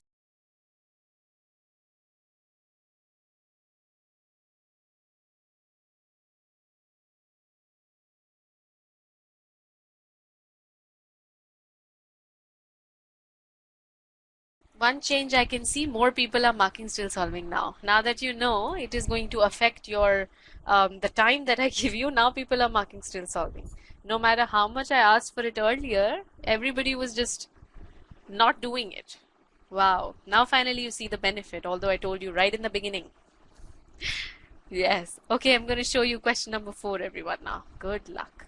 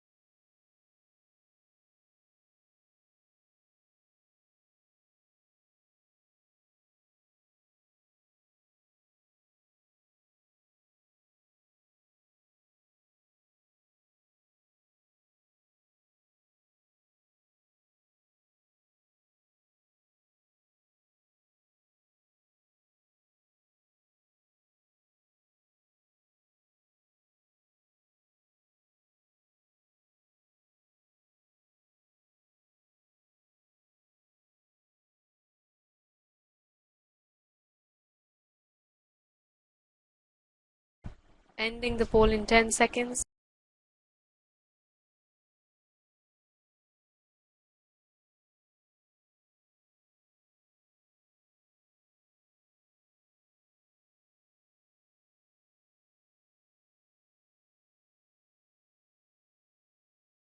Okay, so you guys can all see the results now. The majority went with C. It's a small majority though. 50% of us are here, and then 20% are staying with D, 18% with E. A and B barely got any votes. Now let me start discussing both of them. I'll go from the third one. You might have realized why I put 3 and 4 together, because the inequality was the same. It was only a small change that I made into it, and I just wanted to see how good you are now in paying attention to detail. This was question number 3. We had to find the range of values for z squared. Okay, what do you know about z squared? Tell me, everyone. It is greater than or equal to 0. It says nigam. Okay. 2. Okay, more people saying 2. Did you all figure this out while you were doing the question? Ilya, no, not always positive. It can also be 0. Not positive, Pooja. It can also be 0. Be careful. All cases. Okay. Yes, okay, very nice. So you people did realize that the range that you're looking for had to be greater than or equal to 0. for z squared, of course. Now, the one thing that you have here, it's a product of two numbers, right? And the product of two numbers is less than 0, in which the first number here is definitely positive.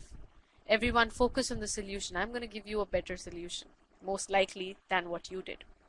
If z squared is always greater than equal to 0, I didn't mean to write greater than 0 here, if it's greater than equal to, but I'm adding a 4 to it, then I'm sure it's positive. So if this is always positive, how is my product going to be negative? Only if this second factor, z squared minus 2, if this is negative. Now this being negative means that z squared is less than 2. Now for all people who did not reject this and actually started drawing the wave right from what it looks like right now, you people marked A, 6% of you, right? But for the others, well, it is less than 2, and I know it's non-negative. I just had to add this, greater than equal to 0, and I'm done. It's D.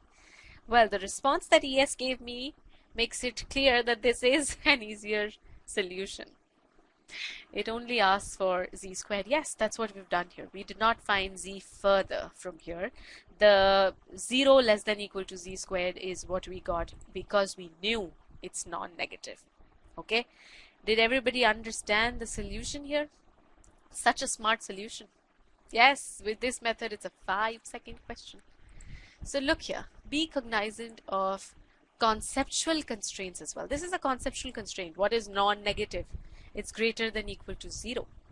And that way, your question became so easy, right?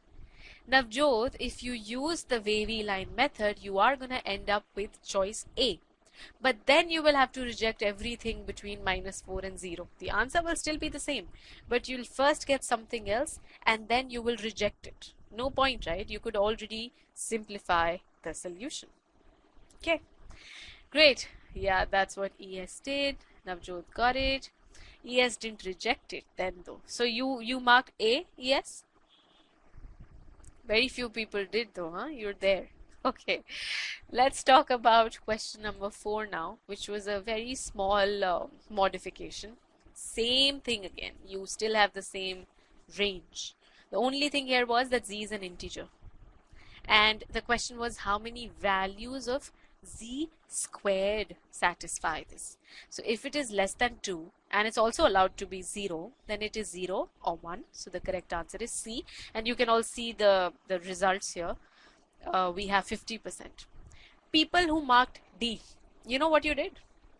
Or do you want me to tell you? Tell me, everyone who marked D, what did you do wrong?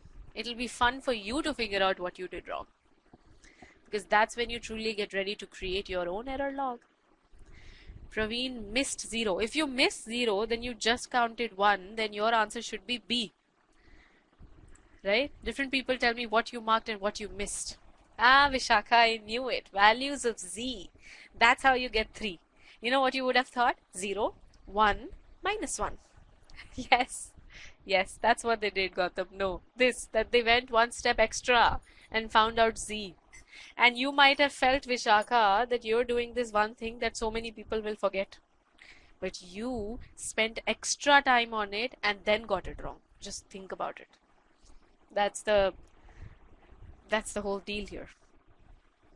Do as much as is needed. Read the question and do only that much. If it's saying z squared, give z squared. Why would you get z from here? Overthinking face palm, says Piyush. Yes, overthinking is not good. Thinking is good. Build the right concepts, build your process skill foundation, and that's all you need. Trust yourself, I would say, when you do questions. It's a very simple thing to say, but believe me, people don't do it. They doubt themselves when they are doing questions, and you should not do it. Trust yourself. When you go into the exam room, go with the confidence that I have studied and now I can do this. You'll see that you already win 50% of the battle. With this now, I am done discussing these questions. This is stage 2 that we did, by the way, process skills. We started with concepts. Now we did process skills, and the third and the final stage is when you will do GMAT style questions. That is when you build GMAT skills, the skills needed for the exam. It's these 3 steps that you need to truly ace this exam. All 3 of them. Okay. Now, this is again a snapshot of the linear inequalities module that I showed you earlier. So you're done with concept diagnostic, you're done with learning the concepts. Then you see these 2 activities here, 5.9 and 5.10. This is process skills. This is where you learn to apply process skills. So the 4 questions that you saw now, they were to give you a flavor of these 2 activities. This, you build that habit of looking and of being careful to apply all of those skills. You will not miss constraints, you will not miss cases. You have to build that habit. You see how I warned and still it didn't happen? Because you don't have the habit. Final stage is GMAT skills. We'll go there next, as I said. But look at the same thing in every module, the same thing in quadratic and other inequalities, the same thing in absolute values. Every single topic you do will follow this architecture. You learn your concepts, then you learn your process skills, and then you get ready for the GMAT exam. Okay, I'm going to show you some very interesting statistics now, everyone. The last 7 months, I'll just show you the success we've had in terms of 700 plus scores. I'm sure a lot of you are targeting really good scores. Look at this and it'll give you confidence in what we're saying.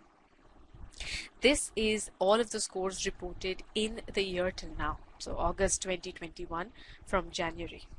We have 149 reported scores of 700 plus level.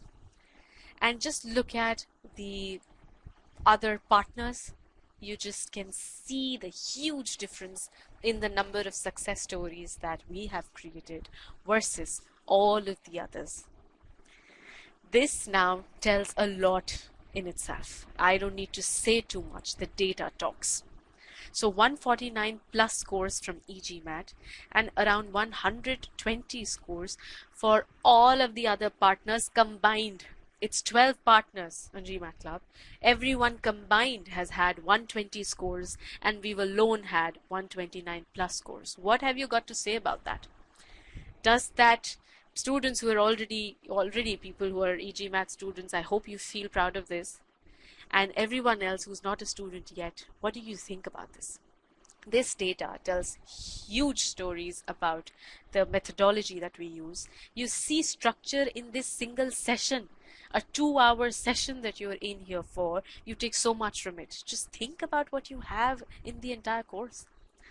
Navina says, I'm glad I'm already with you guys, closer to the dream score. I'm so glad to read that, Navina. You are closer to your dream score. Just follow the methodology, reach out for help. You know how we're always there to help you, right? You're on the inside. I hope everybody is enjoying the session till now and you're seeing where I'm trying to take you. You're seeing how learning things the right way is going to help you loads.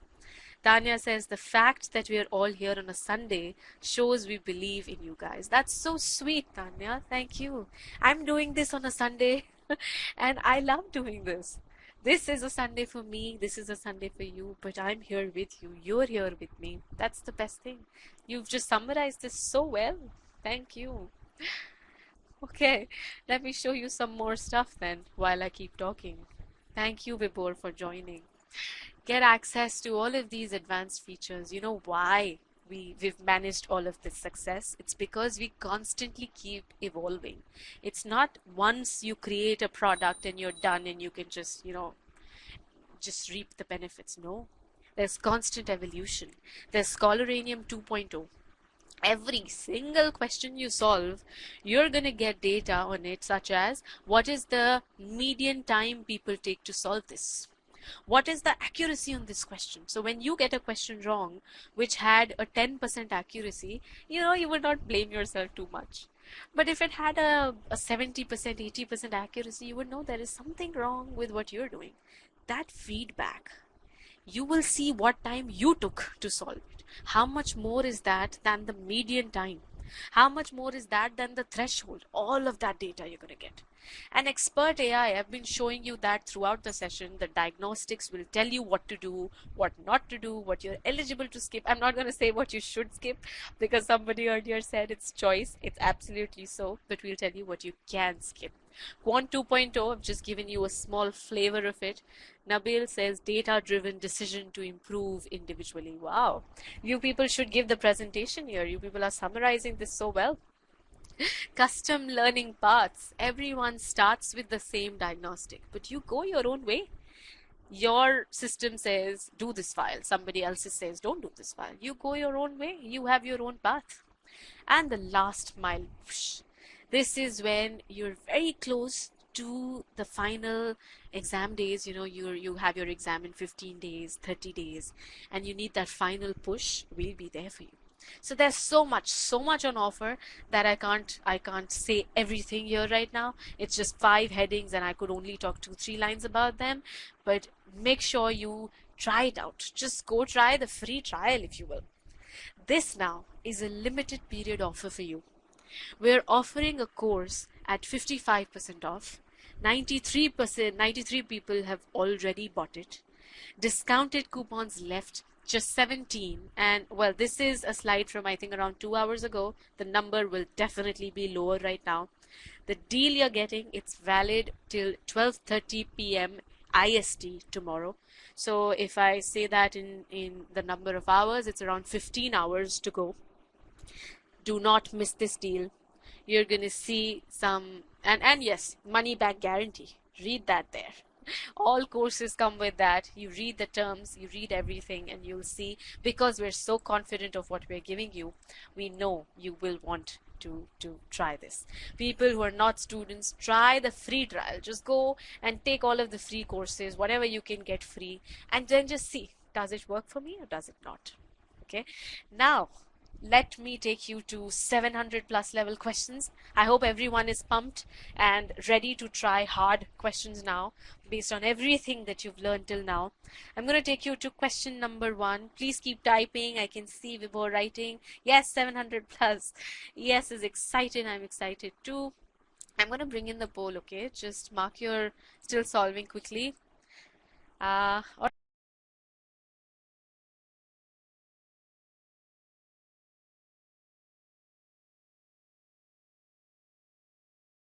Thank you for saying that, Vibhor.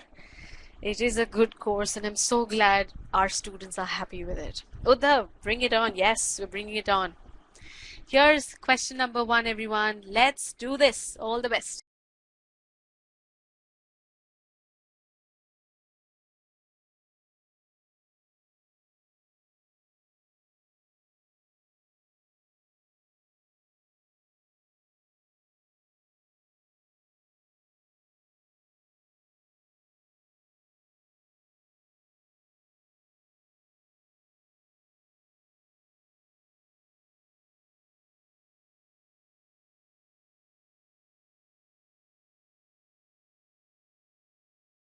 I hope you all got the link to the deal, by the way. I think I didn't talk about the link at all. Adra, can we bring that on one more time, please? I just don't want anybody to miss it because I rushed into the question. Okay.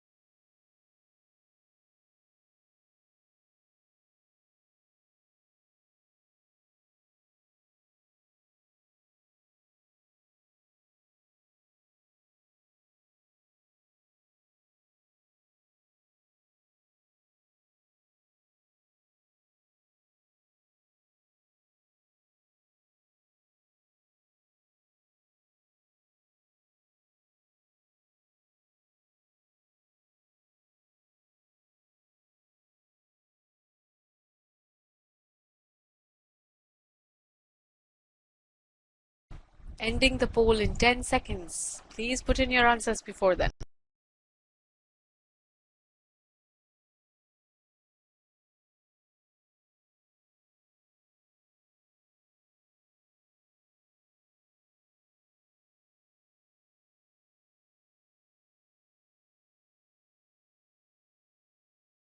Alright, the poll is now closed and you can see how you people responded to this. The correct answer is E. The accuracy is pretty low, 32%, and you can see how we were confused. 20% B, 15% C, 10% D, all scattered, and 7% for A as well. What happened here? Why were we so confused? And why 17% people stayed in still solving and could not even make an educated guess? Well, this is the first hard question you're getting. It's okay. Let's see what happened here. Now, X and Y are positive integers such that these are two inequalities you had. And you want the positive difference between what? Minimum possible value of Y and minimum value of X. Both of them. You want to find the minimum and then you want to find the difference. Now here are two inequalities. Now till now what we in a system of inequalities, when I had two inequalities, I either found for X or for Y. This is the first time I want something about both of them. So that's how it's harder than what you saw earlier. But that does not mean it's different. It is the same concept where you try to eliminate one variable and you get the other one, right? So here what I'm doing is, in the first inequality, I'm just rewriting it this way, just to have 0 on the right hand side, and the same thing I'm doing for the second inequality to get it in the same format. So I have X and Y on one side and it's still a greater than thing. The original one is less than minus Y. And you know how I will not be able to add if they're not of the same sign, right? So this way I've already gotten them in the same sign. Now I'll start with trying to eliminate X. I anyway have to get both of them. Let me first try to get Y. So I'll eliminate X. So this is minus 3. This is just 1. So you multiply the first inequality by 3 throughout. This is what you get. And now just add inequality 2 and this resulting inequality 3. So X will get eliminated. Okay, and you will get this for Y greater than 6. Let me say this already. If Y is greater than 6, what is the minimum that Y can be? It is a positive integer. What do you think Y can be if it is greater than 6? And I want the minimum possible value of Y. Yes, 7. So the minimum value that Y can take is 7. Now let's similarly think about X. First of all, I need X. That means I need to eliminate my Y. How am I going to do that? Well, look at this. This inequality, I have Y, inequality number 5. I have the coefficient of Y as 1. And in the second inequality, I had the coefficient of Y as minus 1. I'm already ready with the two inequalities I can add. Who said you only have to use the original two? This is as true as any of them, right? Add them and you'll be able to eliminate your Y. You'll get X less than 8. Come again in the chat box and tell me, if X is less than 8 and it's a positive integer, what is the minimum it can be? Shiva says 1. Piyush, Nabil say 1. Okay, very good. So you realize it is less than, oh Vibhor, no 0. It's positive. It's a positive integer. You missed the constraint, Vibhor. Pay very close attention to constraints in the question. Everyone else, yes, it is 1. It is a positive integer. Actually, the minimum positive integer is 1 only.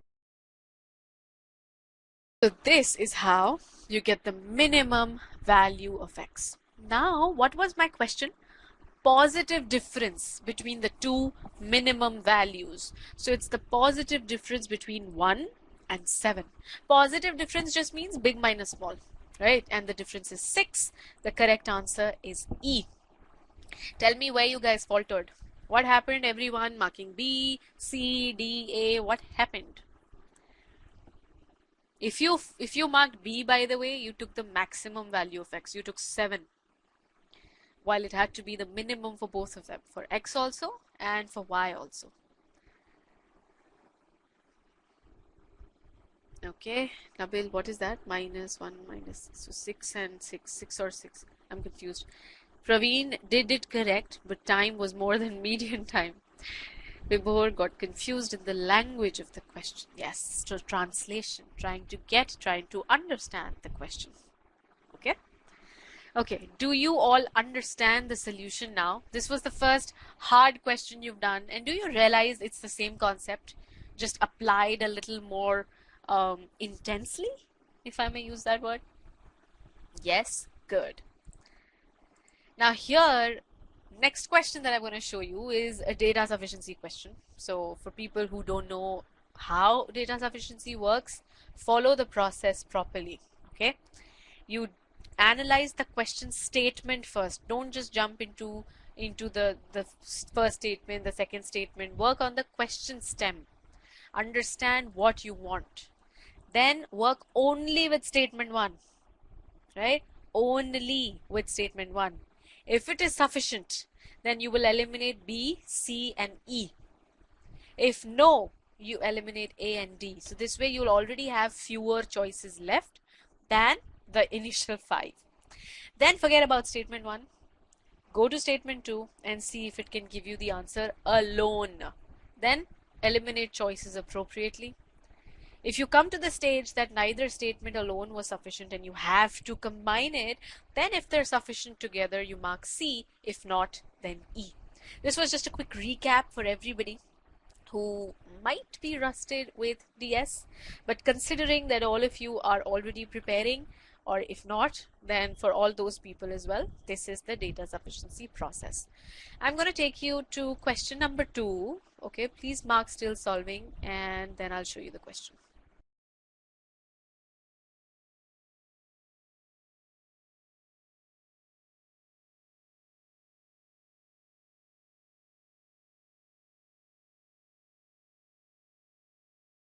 All right, here's question 2. Good luck.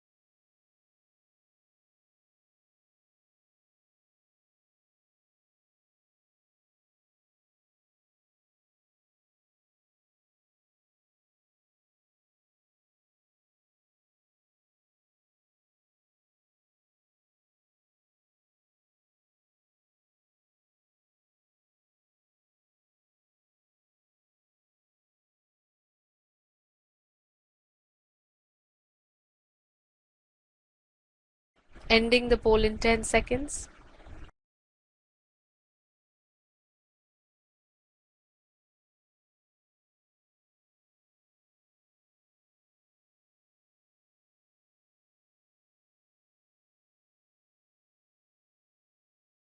Alright, so you can all see how you voted. The votes are again super confused. This was the first data sufficiency question, so that might be a factor. Let's discuss this. So, as I said, always start with the question stem. Don't do anything else. The question stem is just telling you that z is an integer such that mod of z, or absolute value of z, is less than 6. The question is that is it positive? Now, is z positive is what you need to find. Information that you have is this. It's an integer and its absolute value is less than 6. So what can z be? It can be anything between minus 6 and 6, excluding those two values, because otherwise the absolute value will be equal to 6. Now, because it is an integer, you really have just these 11 values. I hope everybody understands clearly what the question stem is telling us. Then the first statement gives us this. The absolute value of z minus 2 is greater than 3. This is a question that you saw in the warm-up. It's very similar to that. So, and also this is related to something one of you asked, how it opens with negative and positive both. Just look at this question, you'll understand. So z minus 2, because it's an absolute value, you take both cases. Z minus 2 is greater than 0 and negative z minus 2 is greater than 3, and negative z minus 2 is greater than 3. When you multiply throughout by negative 1, you'll get z minus 2 less than minus 3. This is the second case, Navina. Then you solve it, you get z greater than 5 or less than minus 1. So z can be both positive and negative. Is that what you would infer? Here's a question for you, everyone. Since z can be both positive and negative, positive of course because it's greater than 5, negative because it's less than minus 1, this statement is not sufficient then? Is this inference correct or not? Just mark 1 or 2. 1 or 2. It will be hard to read comments, just write down the number. Okay. Gautam says 1, Nigam says 2. Okay, 1, 2, 1, 1. And that's why the votes are so scattered. Precisely for this reason. Okay, let me tell you now. Hold on, everyone. I have enough answers to understand that everybody is confused. I mean, half of us definitely are. Yes, this way it appears so. It appears that z can be positive and negative both. And so therefore I can't tell that it's positive. But did you even remember what the question stem told you? All of those who said this inference is correct, all of those who said it's 2, did you remember what the question stem told you? It told you that z was between minus 6 and 6. So how can you have anything greater than 5? If you take it greater than 5, then the very first number would be 6. But you can't go till there. That's what the first statement, that's what the question stem told you. So what happened here was you correctly analyzed the first statement, but then you forgot what the question stem itself was saying. Never just leave information you have right where you had it. Take it forward, right? This was a big miss. So people who marked A and D, I'm happy that you found this sufficient. I'm not telling which one is correct yet. But people who marked B, C, E, that was what, 56% of you. You people, all of you missed this. All of you. Remember what you have, take information forward. Okay. Statement 2 now was easy. Mod of z is 2, so z is plus 2 or minus 2, and both of them are in this range. I am not forgetting the question step, but both of them stay. That means it can be positive, it can be negative, it can be anything. So this is not sufficient. Overall, you saw first statement was sufficient, second was not. The answer is A. So the accuracy here is just 18%. Good job everyone who did this correct. I'm very happy with this. Very good. And everybody who missed it, I hope you're taking the learning forward. I hope you realize what you missed in this very first TS question so that this doesn't go on forward. Okay? Yeah, Vishaka, you were one of them, huh? Congratulations. I'm going to take you all to question number 3 now. Okay. The poll is open. Please mark still solving.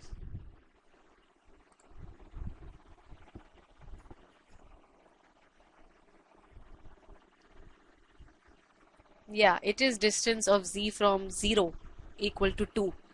Then z has to be minus 2 or 2. It's again the same thing. All right, here's question number 3, everyone. I'm sorry. Here it is. Good luck.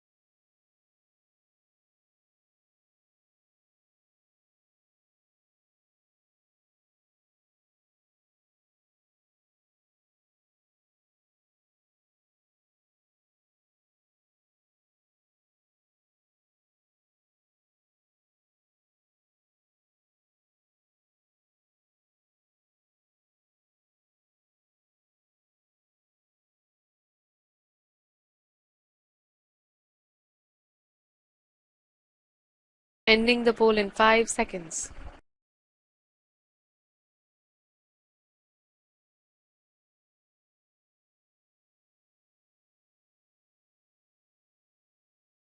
All right, here we have the responses.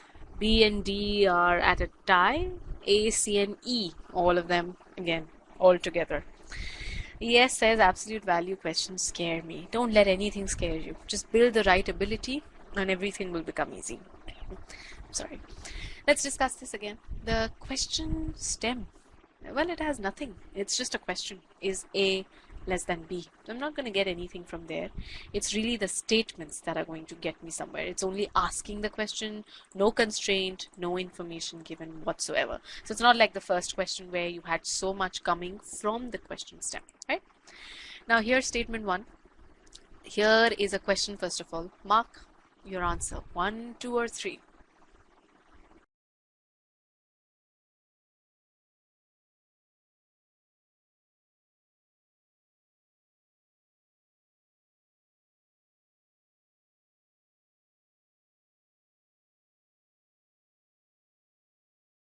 Okay, I see people saying 333 mostly and some twos also. This is something that we had in the last question of the warm-up. Remember? When I just said that because it's the absolute value of something, it has to be greater than or equal to 0. So 3 is indeed correct. So what you know is therefore that B is greater than or equal to 0. But greater than or equal to has two possibilities. Either B minus A is 0, in which case B and A will be equal, or B minus A is positive, in which case B is greater than A. So the question which was this, is A greater than B, you can have a no, you can have a yes. So people who thought this is sufficient, you missed the 0. Yes, you missed the 0 again. Oh God, ES had a big realization. Yeah, this is what happened. So do not miss cases, consider everything. You've heard me say that so many times. I might sound like a broken record to you, but you see how it's still so hard for people to take things forward. Like you people are making it hard. Don't forget what you've done. Don't forget what you've learned. Take that forward. Now, because the first statement is insufficient, A and D are out. So 10% people who marked A and 31% who marked D, you got this wrong because of this most likely, right? All these 700 plus questions always have a hidden constraint. It's not even hidden. It's right there. It's something you learned in the warm-up. It's hidden, yes, because you forgot it. That way it's hidden. Let's look at statement 2. A upon B less than 1. So everyone who marked choice B or who marked D, you made a blunder. I told you, when you multiply both sides by a negative number, the sign flips. Nobody remembered that. Nobody who marked B or D. What you thought was, oh, let me multiply B on the right hand side. A is less than B, so it is sufficient. And that's how so many people went with B and D. It's what, 64%. Do you people realize you again made the same mistake? You did not consider the case that B is negative, which is going to give you the exact opposite answer? Yes, Uddhav. That is what happens.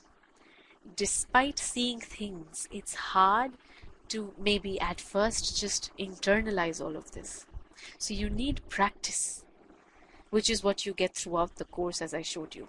But right now, these few questions, I hope, have opened your eyes to the importance of this.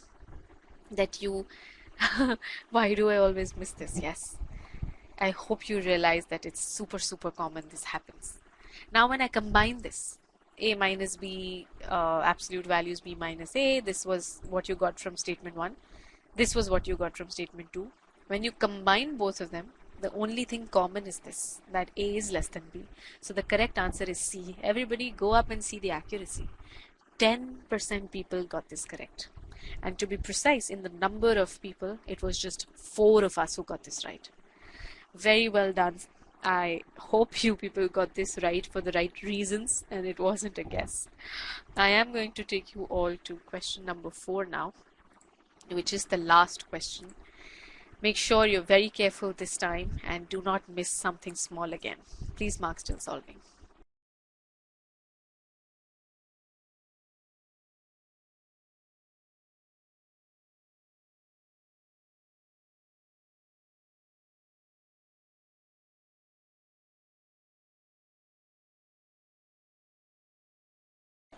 Alright, here's question 4. Good luck.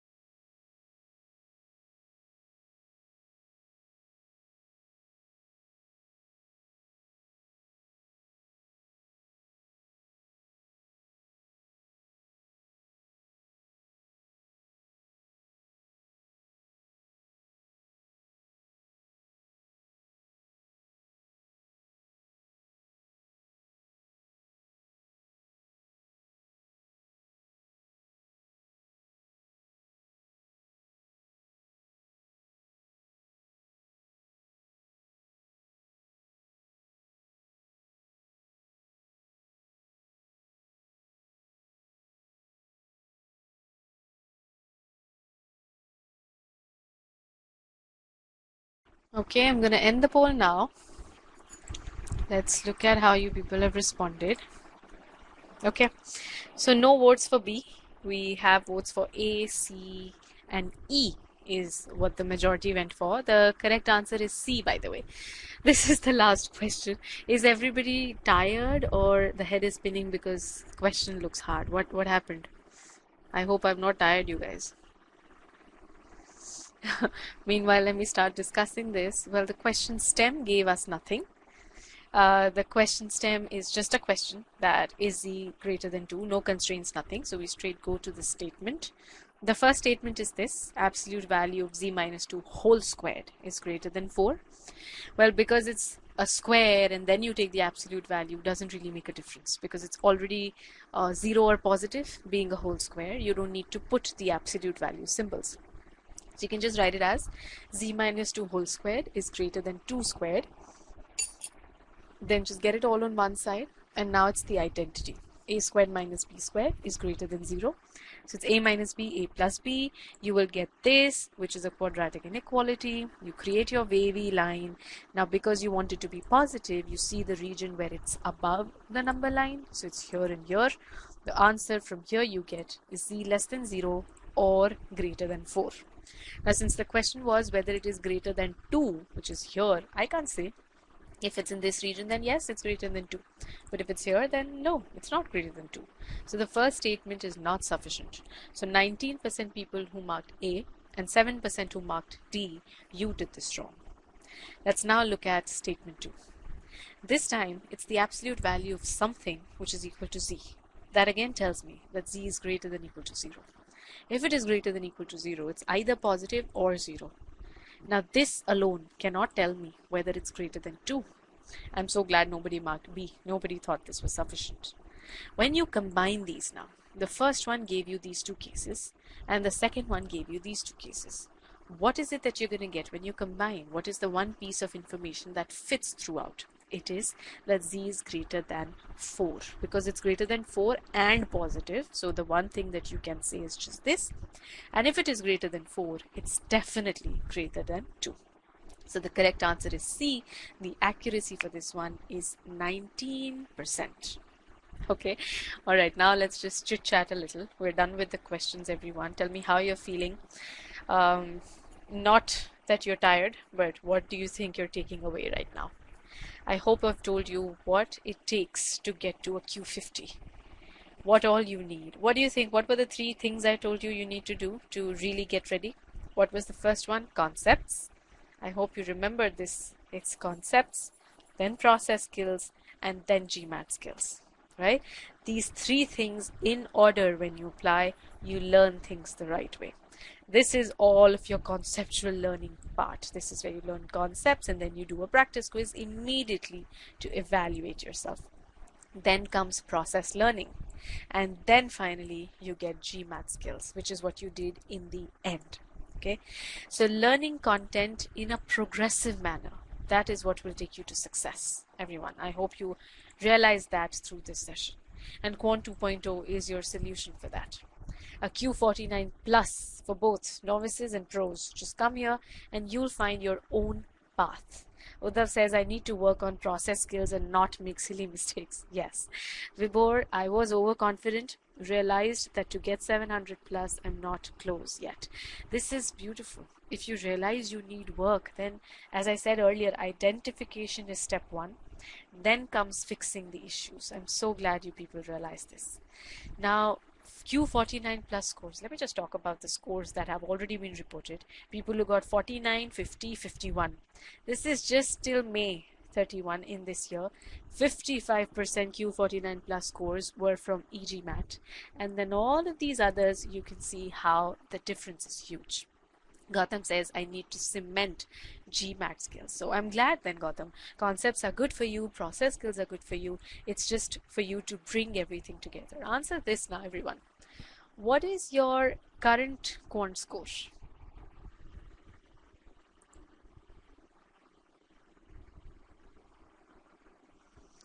Okay, 3 says Piyush, which is 43 to 47. Nabil is also there. Vibhor is 35 to 42. Okay. Everyone, it's very important you realize where you're starting. Shiva 2, okay, ES is exact 46. Okay, you see the variety, everyone? You see how this little group of people right now, we're all at very different starting points. But wherever you are, wherever you're starting from, your journey will have the same steps, but not the same files. You're not going to do the exact same concepts, the exact same quizzes and everything. It's a unique solution, tailor-made to your starting abilities. Somebody who's already at a very high level but might not do the concepts, right? Will just be ready for the questions. This algebra course, I just showed you 3 modules by the way. It has a total of 84 learning activities, which is 40 hours of content in total. Now, if there's a student who's at a Q30, that student will do all 84 activities, cannot skip anything. If it's a Q45 student, then that student will need just 35 activities. You see how it's less than half? And a Q49 student will need just 12 activities. That's again 1/3 of where you started, and considering the total, that's a huge difference. It's just a fraction of what you have to do. So do what you need to do. You'll never get bored of the course if you don't do things that you already know. This way, different needs, different activities, different courses for you. Everybody has their own path. Depending on your ability, of course. It depends on where you're starting. It's a personalized course. Okay? Yes, I'm glad you feel you feel enlightened. I'm glad you understand the importance of this. Now, the diagnostics that you see here on top, there's a GMAT skill diagnostic and a concept diagnostic. After this session today, I'm sure everybody knows the difference. Conceptual problems are fixed when you do concepts. But sometimes we know concepts, but we still can't do GMAT style questions. So both kinds of diagnosis will be done right in the beginning, and that's how you'll know what to do. Overall, in the algebra course, there are 7 modules. Okay, we talked about 3 modules. Every module has 5 possible paths. You skip this, you do that and that. It has 5 paths. Think about this. These 5 paths are for one module. So if it's 7 modules, then it is 5 times 5 times 5, 7 times 78,125 courses that you can generate out of one algebra course. So 78,125 different people will get a different course. Now that way it might really sound big to you. It's huge. Everybody has their own path. Now, how would you know you've excelled when you're studying? How would you know it? When you do all 3 of these, you'll be evaluated at every step. I kept doing that today, by the way. I kept telling you after concepts, okay, this is where you're lagging, or after process skills that you're not looking at constraints. And me being one person doing this for 2.5 hours, think about what that huge system can do with all of its AI and ML. It's smart. Then GMAT skills. Upama says, I got to know how and where I make errors, and that's wonderful. Again, identification. You've already taken a huge step. Every learning activity should give you personalized feedback. You'll get your own feedback. Just look at this. You see this 100%, 100%, 40, 60. So when this student looks at his account, he'll see, okay, I have not scored well in these 2 files. There's something wrong here. I need to revise and fix it. You'll know exactly what you need to work on, no? So this is the detail you're getting into. For example, somebody did the concept is complete, spent enough time also, but the score is low. Then the course will tell you that the score is low, fix it. Just how I showed you here, you are going to see your score is low. So it's not just about completing files. It's not like, oh, I've seen the concept, I have done the questions. It's about the scores you get as well. Okay, so this way, when it's a green symbol, it means you've perfectly done it. When you see it in yellow, then there'll be selective revision, and some things you need to do, some things you can skip. Red things are where you redo. When your score is below the threshold, say we want you to score 70% somewhere and you got 50, you redo that. Here's a success story. This is about the expert architecture, by the way. He says it optimized the course for the very short time he had. Diagnostics told him exactly what he needed to focus on, and feedback told him what he had to revise. He improved to a Q49, by the way, without going through Scholaranium at all. He ended up with a 740. Now that is inspiring. Another one here with a GMAT 750, by the way. The diagnostics told him he needed to focus on GMAT skill and process skill files. So it wasn't concepts for him. And that too in algebra and geometry. So he didn't have to do the whole thing. He did only what was needed. So it doesn't matter where you're starting. Start at the right point and you'll be able to track your improvement. He's put it so well. Then this is Dipinti. Quant course cleared my concepts and taught me how to apply them on GMAT questions. Not just about knowing your concept, you have to know how to apply them. Official and Sigma X marks, she scored this. So, well, Sigma X marks are the closest to the actual exam. If you manage to score a Q50 on a Sigma X mark, without luck, without fluke, you are going to get that on the exam. Navina, thank you for joining. I hope you're taking away a lot from here. Let me know, guys, how did you like the session while I'm summarizing this? I'd love to read some comments. Next steps, everyone. Take your next steps from here. I don't want you to be lost. You need to know what you're doing. Take one step at a time. Go through the quant course. Everybody who is already a student, go through the quant course. Follow the expert recommended course structure. So when it says skip it, then you're eligible to skip it. You don't have to do it, but it says do it, then do it. Okay, don't skip it just because you feel like it. Then next thing you do is you master process skills, excel in GMAT skill files. Okay, Navjot, thank you so much. This is my first Happy Teachers Day message here. Thank you. Piyush says I'm giggling at your voice, goes up and down. Oh yeah, I do that a lot. Oh, it's fun. Thank you. Thank you everyone. Now this is for students who are not our students yet. Free trial, take the free trial and then decide whether this is working for you. Okay, and then consider purchasing the course. I'm not going to sell this to you. I am going to say try it for yourself. You like it, go for it. Atreya, do we have the deal link again? I just want everybody to have the link. It's a beautiful deal. You don't want to miss it. It's only valid for what, another 14-15 hours. Thank you again, Piyush. Thank you, Lakshay. Thank you, Upma. Thank you, everyone. The link is there on your screen, and then we'll keep coming more and more every single week to help you. Thank you, Tilo. I hope I'm pronouncing your name correctly. I'm sorry if I'm not. Thank you, everybody. Oh, wow. Tanya says maybe that instead of getting intimidating of quant, it's time to start. Yes, we'll start with the free trial. I'll be waiting to see you on the platform, Tanya. Thank you. Vishakha says the link is not found. Atreya, could you check? Uddhav, thank you. Thank you, ES. People who are not able to access the link by any chance, please write to support@e-GMAT.com. So I am going to end the session, but I don't want the link to just vanish. Tanya could also not find the link. Atreya is typing. I just think he has some solution. Thank you, Gautam. Yes, we have the email ID here. Everybody who's trying to access the link but is not able to, please copy the email ID. Yes, Shantanu, please use the email ID. Write to us and we're going to send you another one. There is some problem with the link, I gather, because so many people are saying so. But I'm happy to see so many people were trying for it.